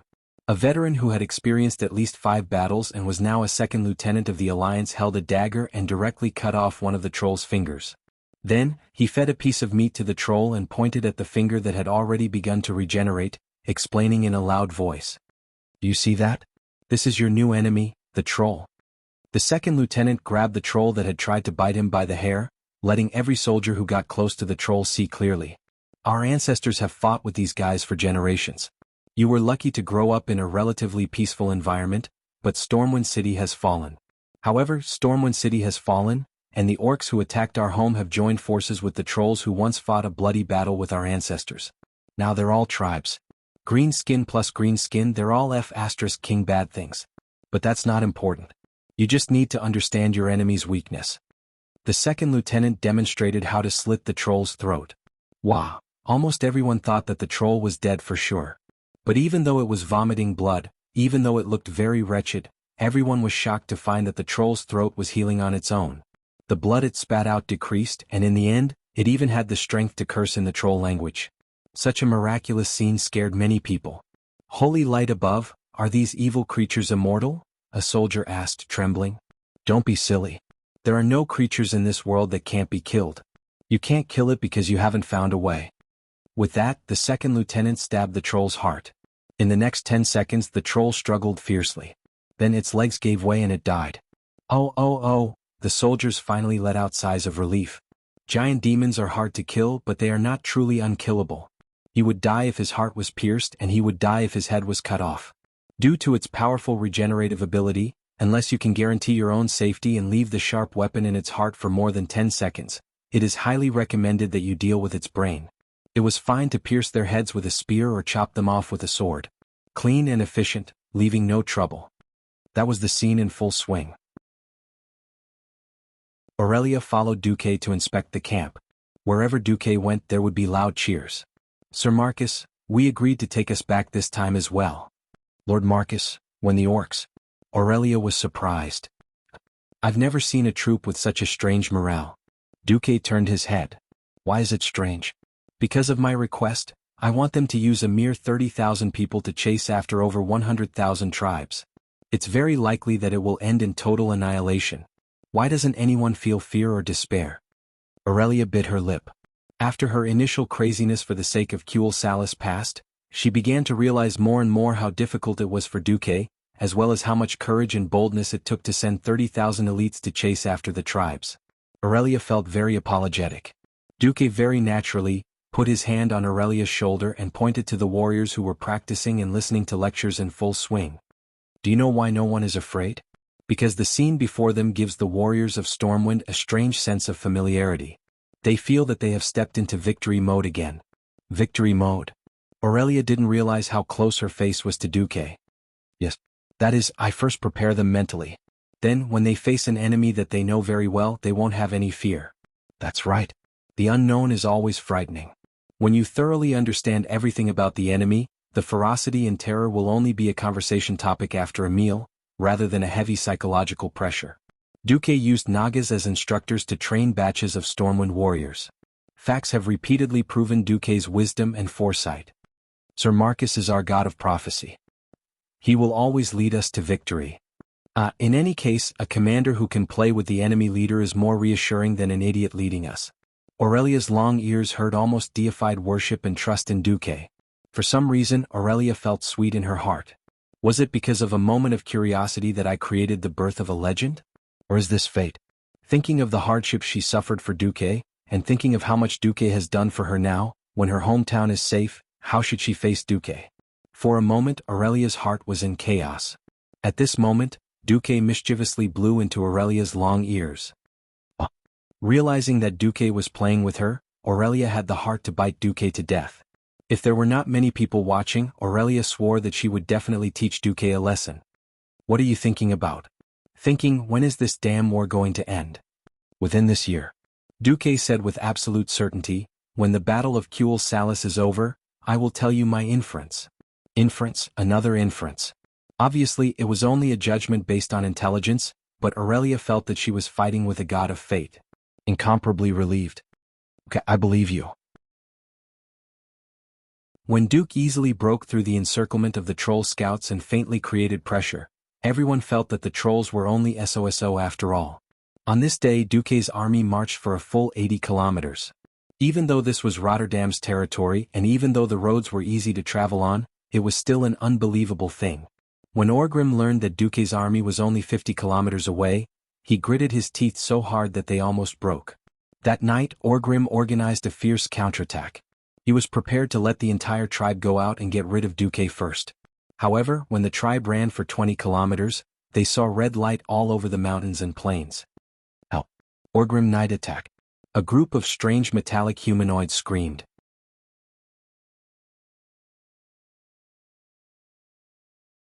Chapter 363. It turned out that the great tribal chief could instantly create so many blue veins on his forehead. Orgrim grabbed Zujin with one hand. Didn't you say that the trolls are the kings of the forest? Is there nothing in the forest that can escape your men's detection? Then what is this? Orgrim roared angrily, his saliva almost drenching Zujin's face cloth. Zujin was speechless as he followed Orgrim's finger.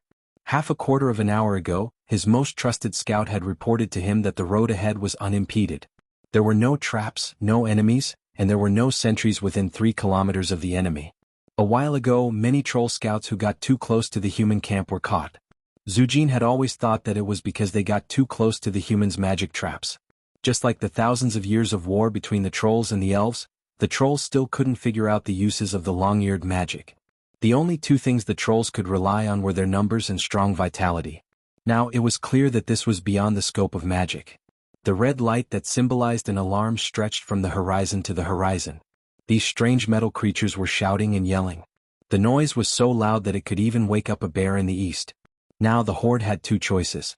The first was to retreat, but this would hurt their morale. The second was to continue running and kill their way into the human camp within 2 hours. As long as they could stick to the humans, even if there was a loss of stamina, Orgrim firmly believed that his 100,000 beastmen and trolls could easily destroy this annoying tail. Ghoul, Dan. I need you to contact Zulu Hid. Orgrim ordered the evil warlock king not far from him. Ghoul, Dan's face was filled with humility. Yes, great tribal chief. His wrinkled fingers drew a few runes that flowed with evil energy in the air. Along the mirror that appeared in the air, Orgrim saw his deputy. In the image, a strong gust of wind blew in the air. It was Zuluhid and his adult red dragon mount. Feeling the uncomfortable spiritual connection, Zuluhid frowned, but he still took the initiative to speak. Great tribal chief, the humans seem to have received the alarm, but they don't seem to be afraid of our attack. Or perhaps they don't know how many of us are attacking. They sent less than 100 horsemen out of camp. But that long-eared powerhouse seems to be in the camp. I saw a wyvern cavalryman who got too close get shot to death. At this moment, Zhu Jin suddenly came to a realization. That's right. The humans have never used more than 200 scouts to capture me. The thing they used to alert us seems to be able to spray something that we can't wash off and stick to the troll's body. It's something that can be seen clearly in the dark. Orgrim thought of many things in an instant. He didn't understand this new thing called humans. Looking at the alarms all over the mountains and plains emitting the same light, listening to them repeat the same monotonous sentence. Orgrim quickly got over the initial shock. Keep going. Get me one of those things. Zhu Jin's figure disappeared. Even if he didn't fully acknowledge Orgrim's dominance, it was obvious that the troll had made a mistake this time. In less than 3 minutes, Zhu Jin returned with a struggling metal object with a red glow on its head that looked like a living creature. Orgrim simply and violently smashed the thing with his hammer. Zhu Jin was dumbfounded by his actions. I should have just smashed it and brought it over. No, there's a difference. If that's the case, I don't know if you brought all the parts. Orgrim carefully looked at the things on the wreckage, but he quickly felt a sense of displeasure at being fooled. Most of them were parts that he couldn't understand.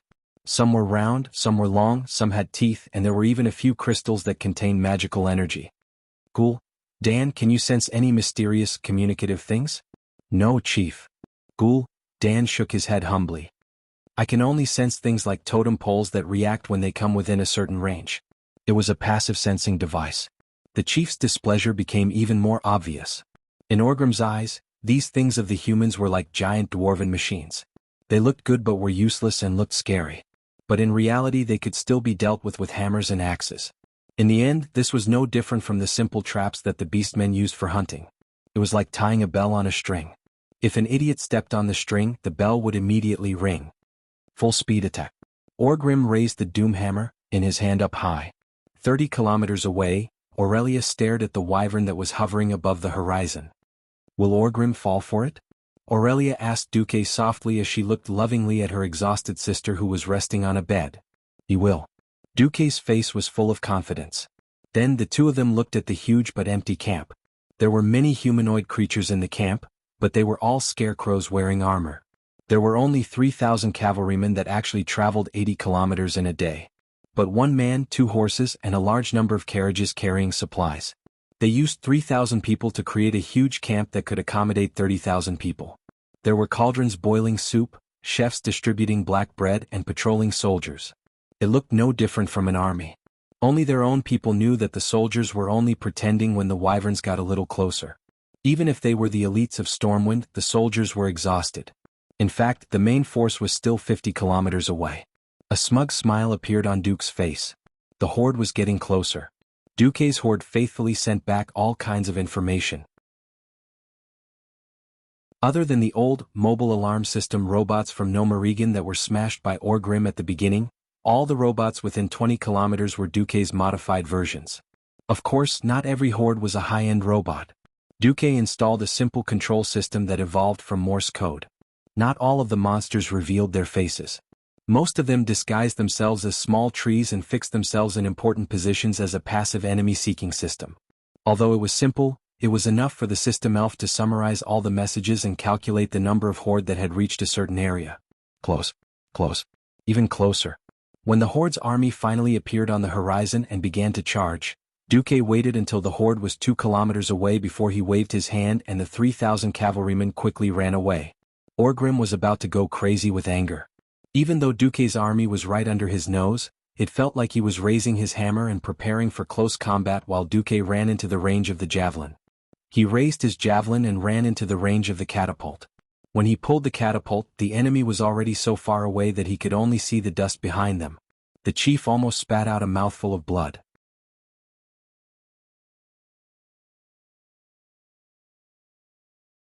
Chapter 364. Money could not buy one's foresight. There was no medicine for regret in this world. Seeing Duque's men leave so quickly, Orgrim was filled with regret. Along the way he had forced a group of warlike orcs to submit to him, and only then was he able to sneak, until now. While the demonic blood gave the orcs great strength and physique, it also increased their warlike nature to the extreme. This was a group of rebellious subordinates. To maintain the orcs' bloodthirst and desire for destruction, the tribe had to pay a high price. If Duque accepted the challenge, even if the tribe lost, Orgrim could still mediate. Now Duque's army was as slippery as a loach. If they did not fight, Orgrim could not do anything to Duque. Duque was clearly trying to drag the tribe to death. Now that the orcs and trolls had just joined forces, there were many conflicts that had not been resolved. In order to unite different forces and races, apart from having a common goal and non-conflicting interests, the most important factor was victory. Any new organization needed to be nourished by victory and success in order to grow. The reason why Duque could quickly gain such a high reputation in the alliance was because Duque was the ever-victorious marshal.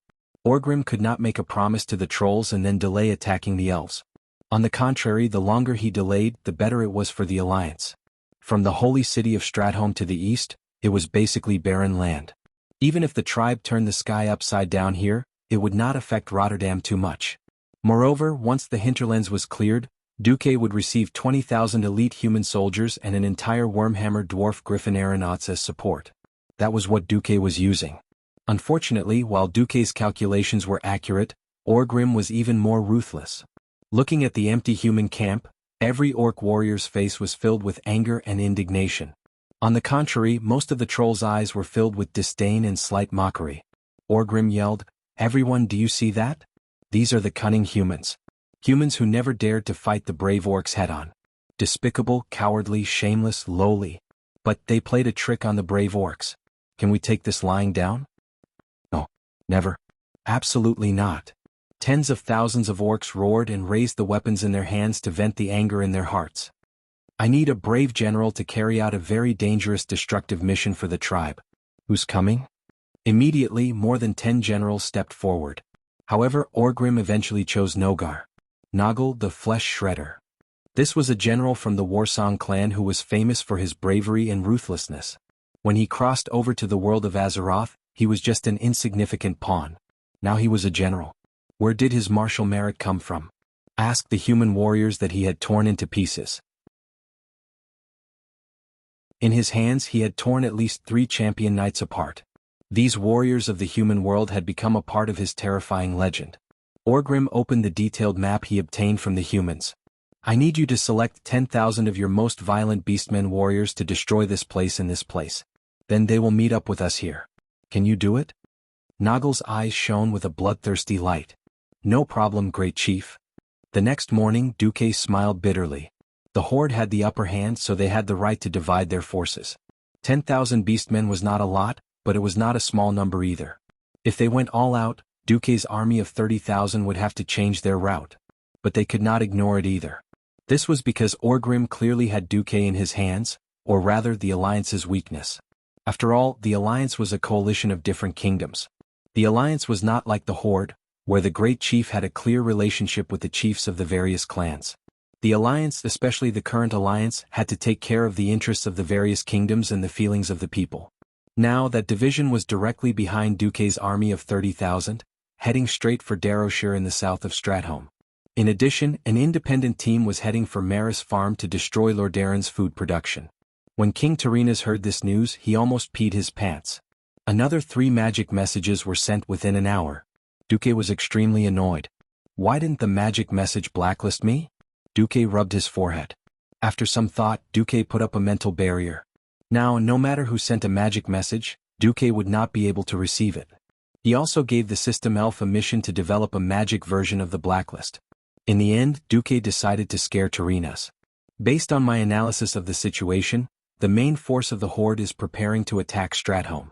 So, I can only focus on the Holy City and temporarily give up on attacking the Horde. Duque lied through his teeth. Lucia, who was in charge of sending the messages for Duque, rolled her eyes but still did it. No ordinary person would dare to bear the political pressure of the leader of the Alliance. One could imagine how much trouble and criticism Duque would face after this. Send my order. Evacuate all the people in the entire area including Darrowshire, and have them hide in Care Darrowshire or Stratholme. Send my order. Let Seamus clean up the remaining enemies in the hinterlands, and build a fortress in the north. This was all for Hercule Sallis. The price was that most of the cities in the area, except for Stratholme, would be burned to the ground. Aurelia pursed her lips and held Duque's hand tightly. It was the 18th of May. On this day the main force of the Horde finally left the human territory and entered Hercule Sallis. Be quiet or die. Zhu Jin warned his men sternly. They were quickly passing through the forest and entering Hercule Sallis. Even though they had not yet reached the damned forest with the protection of magic, Zhu Jin did not mind having an appetizer. His sharp senses were warning him that the elf was not far ahead. He slowed down and nimbly took each step on the tree. Zhu Jin's movements were so silent that it was hard to imagine that he was a troll over 2 meters tall. His huge and slightly slender body had an unimaginable softness and agility. Zhu Jin did not even touch a single leaf or twig. He held the axe, which was infused with the beast war spirit, with both of his hands as he lightly flew from tree to tree. He did not want the elves to know that they were coming, at least not now. Together with the Amani trolls around him, he silently watched as a team of 20 elven border patrols walked into their ambush.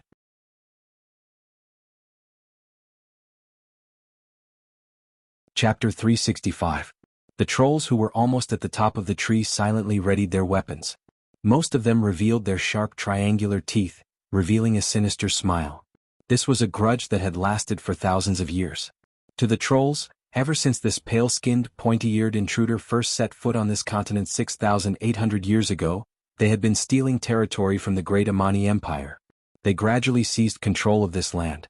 They had the speed, stealthiness, and even agility of trolls. These elves also had many powerful advantages, the most powerful of which was their damned magic. The trolls had never come into contact with magic before, so they had no way of fighting back against those mysterious attacks or breaking through their arcane defenses. The only thing they could do was to use their high-speed regeneration of flesh and blood, their advantage in numbers, and their lives to suppress these hateful elves. The trolls had once succeeded. Their ancestors had used their blood to create epic troll weapons, using up the last drop of magic in the elven bloodline, and almost completely annihilated these weak fellows. But 2,000 years ago the elves and the despicable humans formed an alliance.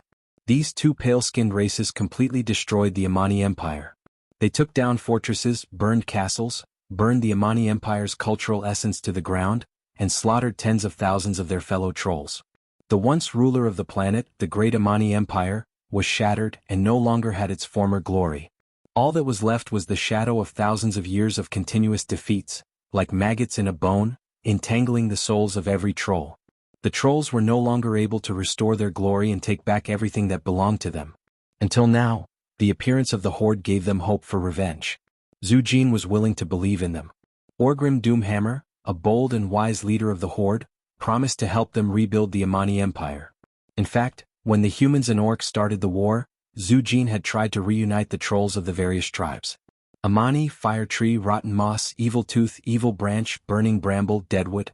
These forest troll tribes that had been divided for countless generations, and had long become enemies and hated each other, had for the first time found common ground in the face of a greater and more glorious goal.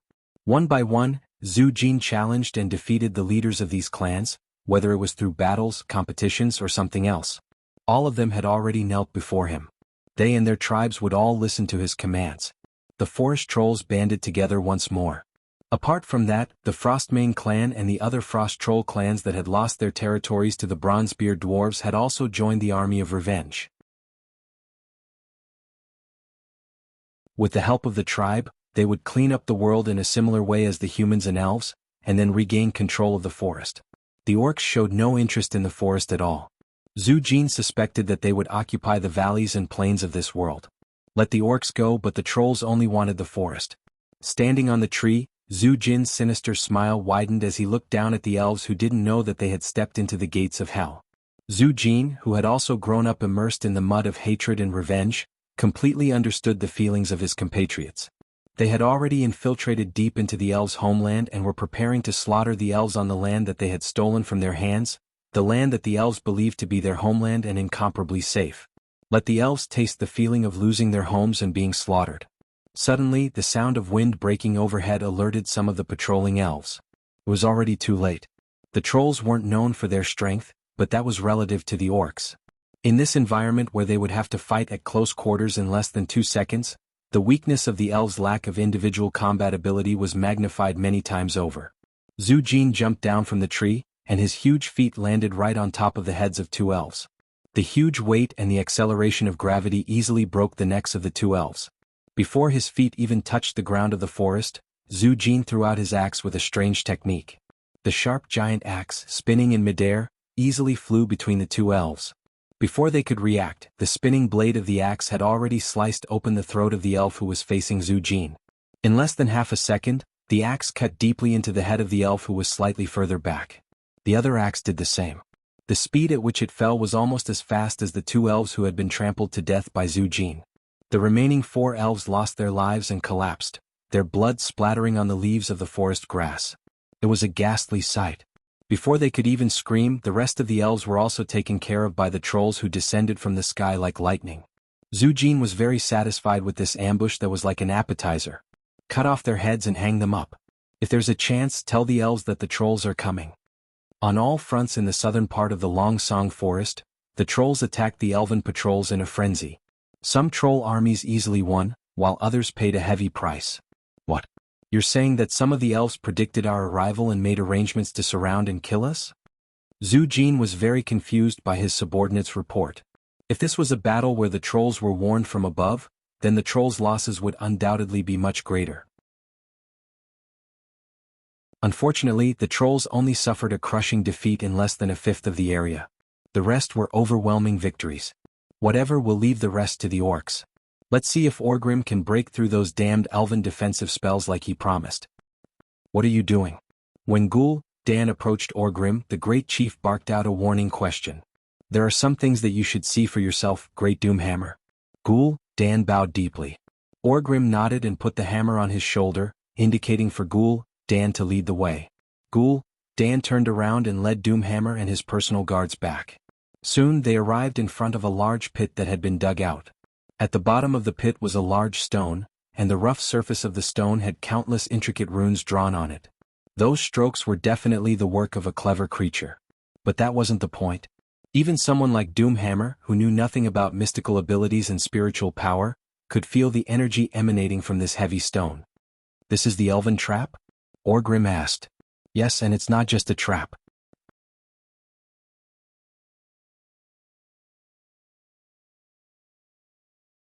Chapter 366. Ghoul Dan stroked his beard and replied, This thing is filled with energy. I believe that these runestones and the other runestones at the edge of the forest are evenly distributed here, forming a large magic trap and barrier. What barrier? They didn't stop us or cause any damage, Orgrim pointed out. No, because we're only using our bodies to enter the forest and use normal weapons, Ghoul Dan replied. I believe that these runestones restrict the use of magic. It's very likely that only the elves can cast their spells in this area. I've tried to cast some spells here before, but they all failed. If I retreat 10 steps to the other side of the mountain, I can cast spells again. Orgrim was solemn. This was no laughing matter. He clearly remembered how destructive human magic was. If it wasn't for the Beastman warlocks suppressing the human mages, the Beastmen would have had to pay a heavy price to defeat the humans. This was why he didn't exterminate the Shadow Council that he hated so much. Human magic originated from the elves. He knew how powerful Ghoul Dan was. Even after he was injured, Ghoul Dan's magic was still the strongest among the Beastmen. The battle against the humans' strongest mage, Antonidas, in South Shore proved Ghoul Dan's strength. Yet Ghoul Dan told himself that his magic couldn't be used. What about the trap? It seems to be able to draw out the powerful force hidden in the forest as long as those long ears want it. Boom. Ghoul Dan grinned, his mouth making sounds as if he was about to explode. How many can it deal with at once? Ghoul Dan laughed sinisterly as he raised 5 fingers. 5,000? Orgrim probed. 50,000, and as long as it's within the range of the rune, as long as it's densely packed, killing 10,000 trolls isn't a problem. The great chief immediately recalled the day Stormwind City was conquered, where thousands of Beastman warriors were burned to death in the flames. Even though the Blackrock tribe Beastmen had a certain level of fire resistance, they weren't immune to fire. If the fire was big enough, they would still be injured and die. After Orgrim knew the answer, he jumped in fright and simply raised his hammer. His meaning was very clear. Is there any way to destroy it? No, no, no, this is too wasteful. I can turn it into a storm altar and use the power of the runestone to strengthen creatures. Ghoul Dan's hunchbacked body gave off an evil aura. No orcs will participate in your strengthening, the great chieftain refused sharply. They have indeed become stronger. Orgrim stared at Ghoul Dan, his eyes filled with killing intent. Stronger, greener, less intelligent, and more violent. Ghoul Dan lowered his head. He did not plan to openly oppose the great chief at this time. I plan to strengthen the ogres. Perhaps there will be some changes in their bodies. But that has nothing to do with the orcs. It had nothing to do with him, so he let it go. Feeling that the loss of the tribe's elites would cause their fighting power to drop, Orgrim agreed. Just like how he agreed to let the dead humans become Death Knights to join the tribe. The preparations went smoothly and took a lot of time. Initially, Orgrim thought that Zujin would be impatient. Unexpectedly, Zujin said, "My ancestors spent hundreds of years and still couldn't break this barrier. I don't mind waiting a few days or months as long as I can break it. The trolls can wait." After saying this, Zujin ran off to kill the elven patrols outside. After Ghoul Dan used his evil dark magic and rituals to break the outermost layer of the runestone's protection. He ordered Guggle, the twin-headed ogre hero, to carefully and orderly dismantle this giant runestone. This was a highly skilled and physically demanding job. If he used brute force to dismantle it, the result would be obvious. A certain clumsy ogre activated the protection on the runestone, but what happened? The unlucky ogre was blasted 30 meters into the air.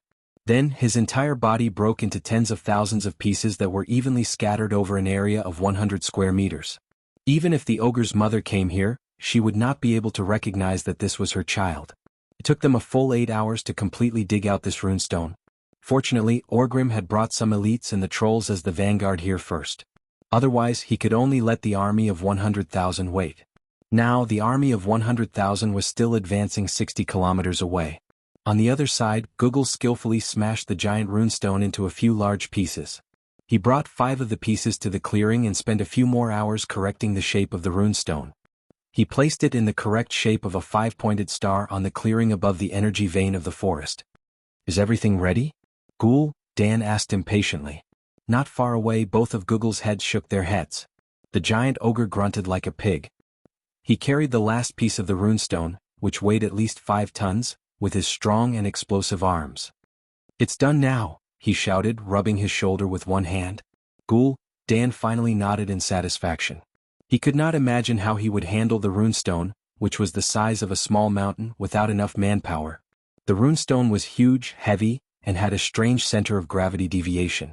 2 ogres could lift it, but it would require at least a dozen orcs to do it. Orgrim hated magic and would never let the noble orcs do such a dangerous thing. Fortunately, the great chief allowed Ghoul Dan to use some ogres to do it, and Guggle could command his stupid one-headed orcs more easily than any other orc. Yes, when faced with a bunch of muscular retards, it did not matter if you were a world-class intellectual or not, you would still go crazy. Ghoul Dan could calculate how the elves moved the runestones to their original positions the first time. That had nothing to do with magic. Magic was powerful, but compared to the energy needed to lift 100 kilograms of weight with magic, it was better to use slaves. Forest trolls were about as strong as ogres, but they were much smarter and they would listen to specific commands. However, the elves did not have the habit of keeping forest troll slaves for long periods of time. The runestone was finally placed in the correct position. Even Ghoul Dan could not find any fault with it. Ghoul Dan waved his hand, and the 5 orc warlocks each chose one of the runestone and stood beside it. Fortunately, Orgrim's brain is only filled with schemes and muscles, and he did not kill all of my men. Otherwise, they would not have been able to complete this ritual.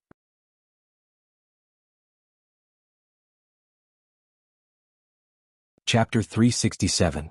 Just like before, while Ghoul Dan believed that he would succeed, he wasn't completely sure. However, as an evil warlock with an unparalleled spirit of exploration, there was nothing he couldn't sacrifice. Furthermore, Ghoul Dan believed that if he failed, he would survive unscathed. Let's begin.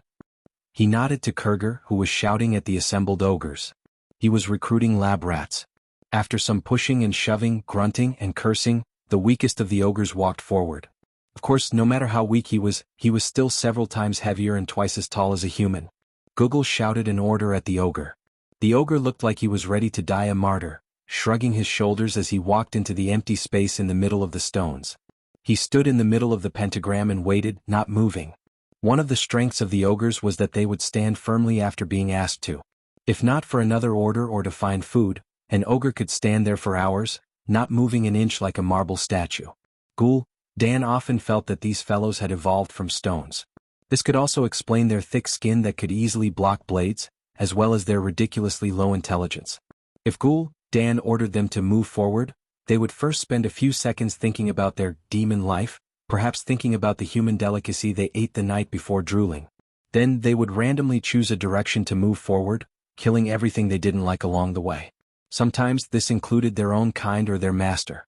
If he had a choice, Dan definitely wouldn't order these idiots around without Dan's permission. With Google around, at least these idiots would walk in the right direction, and they wouldn't have to worry about hurting their own people. Of course, efficiency was still a mystery. Sometimes they could contemplate life while being stabbed in the thigh with a knife. Only with the twin-headed ogre around would their efficiency reach a passable standard. Dan's thoughts returned to the present. He raised his arm and began to resonate with the dark energy that the Burning Legion's vice leader, Jaden, had bestowed upon him in Draenor. The evil power tore through the plane and crossed through space, pouring into Dan's body. As a medium, he immediately split it into 5, sending it to the soul crystals in front of the 5 warlocks' chests, and then into the runestones in front of them. The stench, decay, and depravity were corroding the arcana power that originated from nature. This was not without cost. The origin of nature instinctively resisted the corrosion and invasion. A dazzling radiance burst forth from the depths of the earth and was directly transmitted to the runestone. The energy visible to the naked eye fiercely attacked the 5 warlocks who attempted to pollute the runestone. The power of the counterattack was so violent that the skull staff of the warlock standing in the south cracked on the spot. Less than half a second after the stench and filthy death aura flowed out, the power of the earth seemed to have found a vent and suddenly attacked the warlock. The unlucky ones with insufficient strength were always the first to suffer. The power of nature crashed into that guy's body like a raging wave. One could see that there were unknown plants growing out of every pore on his arms. Trash. Dan spat. Without needing his reminder, Gujar grabbed the dead warlock and took his place. 3 seconds later, Dan had to do the same thing as the 2-headed ogre magician. This helpless feeling of having to personally take the field made Dan very unhappy. Fortunately, the remaining 3 fellas were clearly a cut above the 2 dead men from before. Now the 5 pharaoh each chose a stone in front of them and poured dark energy into it. When all the rune lines on the 5 runestones were filled with black light and vibrated, Dan focused his mind and chanted a short incantation. Every note of the evil spell contained a taboo smell of blood, which made Orgrim, who was watching from the side, very uncomfortable. The great tribal chief frowned. Unfortunately, he had no other choice. Shamans were not good at breaking through enemies' magic defenses, and the only powerful shaman under him was Zulu Hid, whose strength was clearly 2 levels lower than Dan's. More dark energy flowed through Dan's wrinkled skin and into his runestone from his scarlet fingertips. But this time it wasn't just a simple injection of energy. The overflowing demonic aura turned into a black comet, passing through the stone on his left at high speed before jumping towards the stone on his right. The demon's power did not stop there. It continued to move to the near left, then to the far right, and finally returned to the stone in front of him. A glowing pentagram connected all 5 stones. Wherever the black comet passed, it would quickly turn black. There would no longer be any signs of life. Countless complicated runes would appear on the ground. In the next moment, the sky above the altar suddenly darkened. The corrosive energy shot thousands of meters into the air before exploding. Soon a strange storm appeared in the sky. It was made up of a white tornado that moved clockwise and a black tornado that moved counterclockwise. The storm stretched from the ground to thousands of meters in the sky, and could be seen clearly from hundreds of miles away. This terrifying storm alarmed the entire area. All the high elves who were fighting the trolls were alarmed. The ogre in the pentagram was still like a statue, standing there stiffly, even though Dan could see the clear fear in that fellow's eyes. Unfortunately, he was facing Google, a natural 2-headed ogre, the absolute ruler of the ogres. No matter how afraid he was, even if Google wanted him to die, he had to obey. Very good. Google chose a good guy. Ghoul, Dan grinned evilly. The power of the earth resonated with the sky. The power of the magic runestone was directed by Ghoul, Dan to the ogre standing in the middle. He wasn't trembling, but his heart was trembling. A black halo enveloped him. At first it was one circle, then countless circles. The black energy seemed to solidify as it poured onto the ogre's body. More and more energy poured onto him, finally forming a huge black sphere. The entire ogre was swallowed by this impenetrable black sphere. The immeasurable dark energy turned into a black storm, drilling into the ogre's body through every pore. Ah! The ogre finally couldn't help but scream. Moments later, the screams doubled. Two heads were screaming at the same time.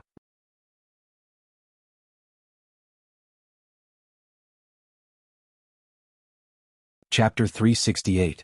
Ghoul, Dan was trembling, but he was trembling in excitement from this new creation. A few minutes later, as the light gradually dissipated, the creature standing in the middle slowly revealed its true appearance. Ghoul, Dan eagerly waited for the light to fade so that he could see the creature that his storm altar had created. There was still an ogre standing in front of them, but there were some changes to this creature. Although it was larger than before, some of its proportions had changed. Its stomach was not as large, its arms were not as long, and its legs were not as curved, making it more agile. It also had two heads. This was definitely an unexpected surprise. No one knew better than Ghoul, Dan what a twin-headed ogre represented. In Draenor, twin-headed ogres were very rare. They were larger and stronger than their own kind and more coordinated. They were worshipped by all single-headed ogres and were recognized as the supreme kings of the ogres. Google was one of them. No, he was even rarer. He was proven to have enough intelligence to be a mage. Ghoul, Dan had found this twin-headed ogre when he was still young and trained him very seriously. Google was a reliable assistant and a powerful warlock, and he had accompanied Ghoul, Dan to this day. Now it seemed that Google was no longer alone. A twin-headed ogre. And it was clear that he had high intelligence and coordination. Most importantly, this kind of ogre mage with two heads was born with the talent of casting multiple spells. He could maintain his powerful close combat abilities while also casting unparalleled spells. The power that came from the source allowed the twin-headed ogre mage to quickly recognize Ghoul, Dan as his master. Then Ghoul, Dan had Google explain to him everything he needed to know about the horde. The ogre mage listened quietly, absorbing everything like a sponge absorbing water. The birth of this mage was definitely good news for Ghoul, Dan who lacked soldiers. Of course to Orgrim these were larger and more powerful warriors. The great chief did not care that these new creatures were completely loyal to Ghoul, Dan and not him. For a horde with such a large population, twin-headed ogres and ogre mages were just a small part of it. As long as he controlled the entire tribe, no matter what kind of thoughts the people under him had, they had to serve the tribe. Orgrim smiled and turned to leave. Because Ghoul, Dan would complete the rest of the work, the great chief did not care how many twin-headed ogres this power could create. Orgrim's focus had always been on the bigger picture, such as the complete loyalty of the trolls. However, an accident interrupted his good mood. Something happened to Zhu Jin.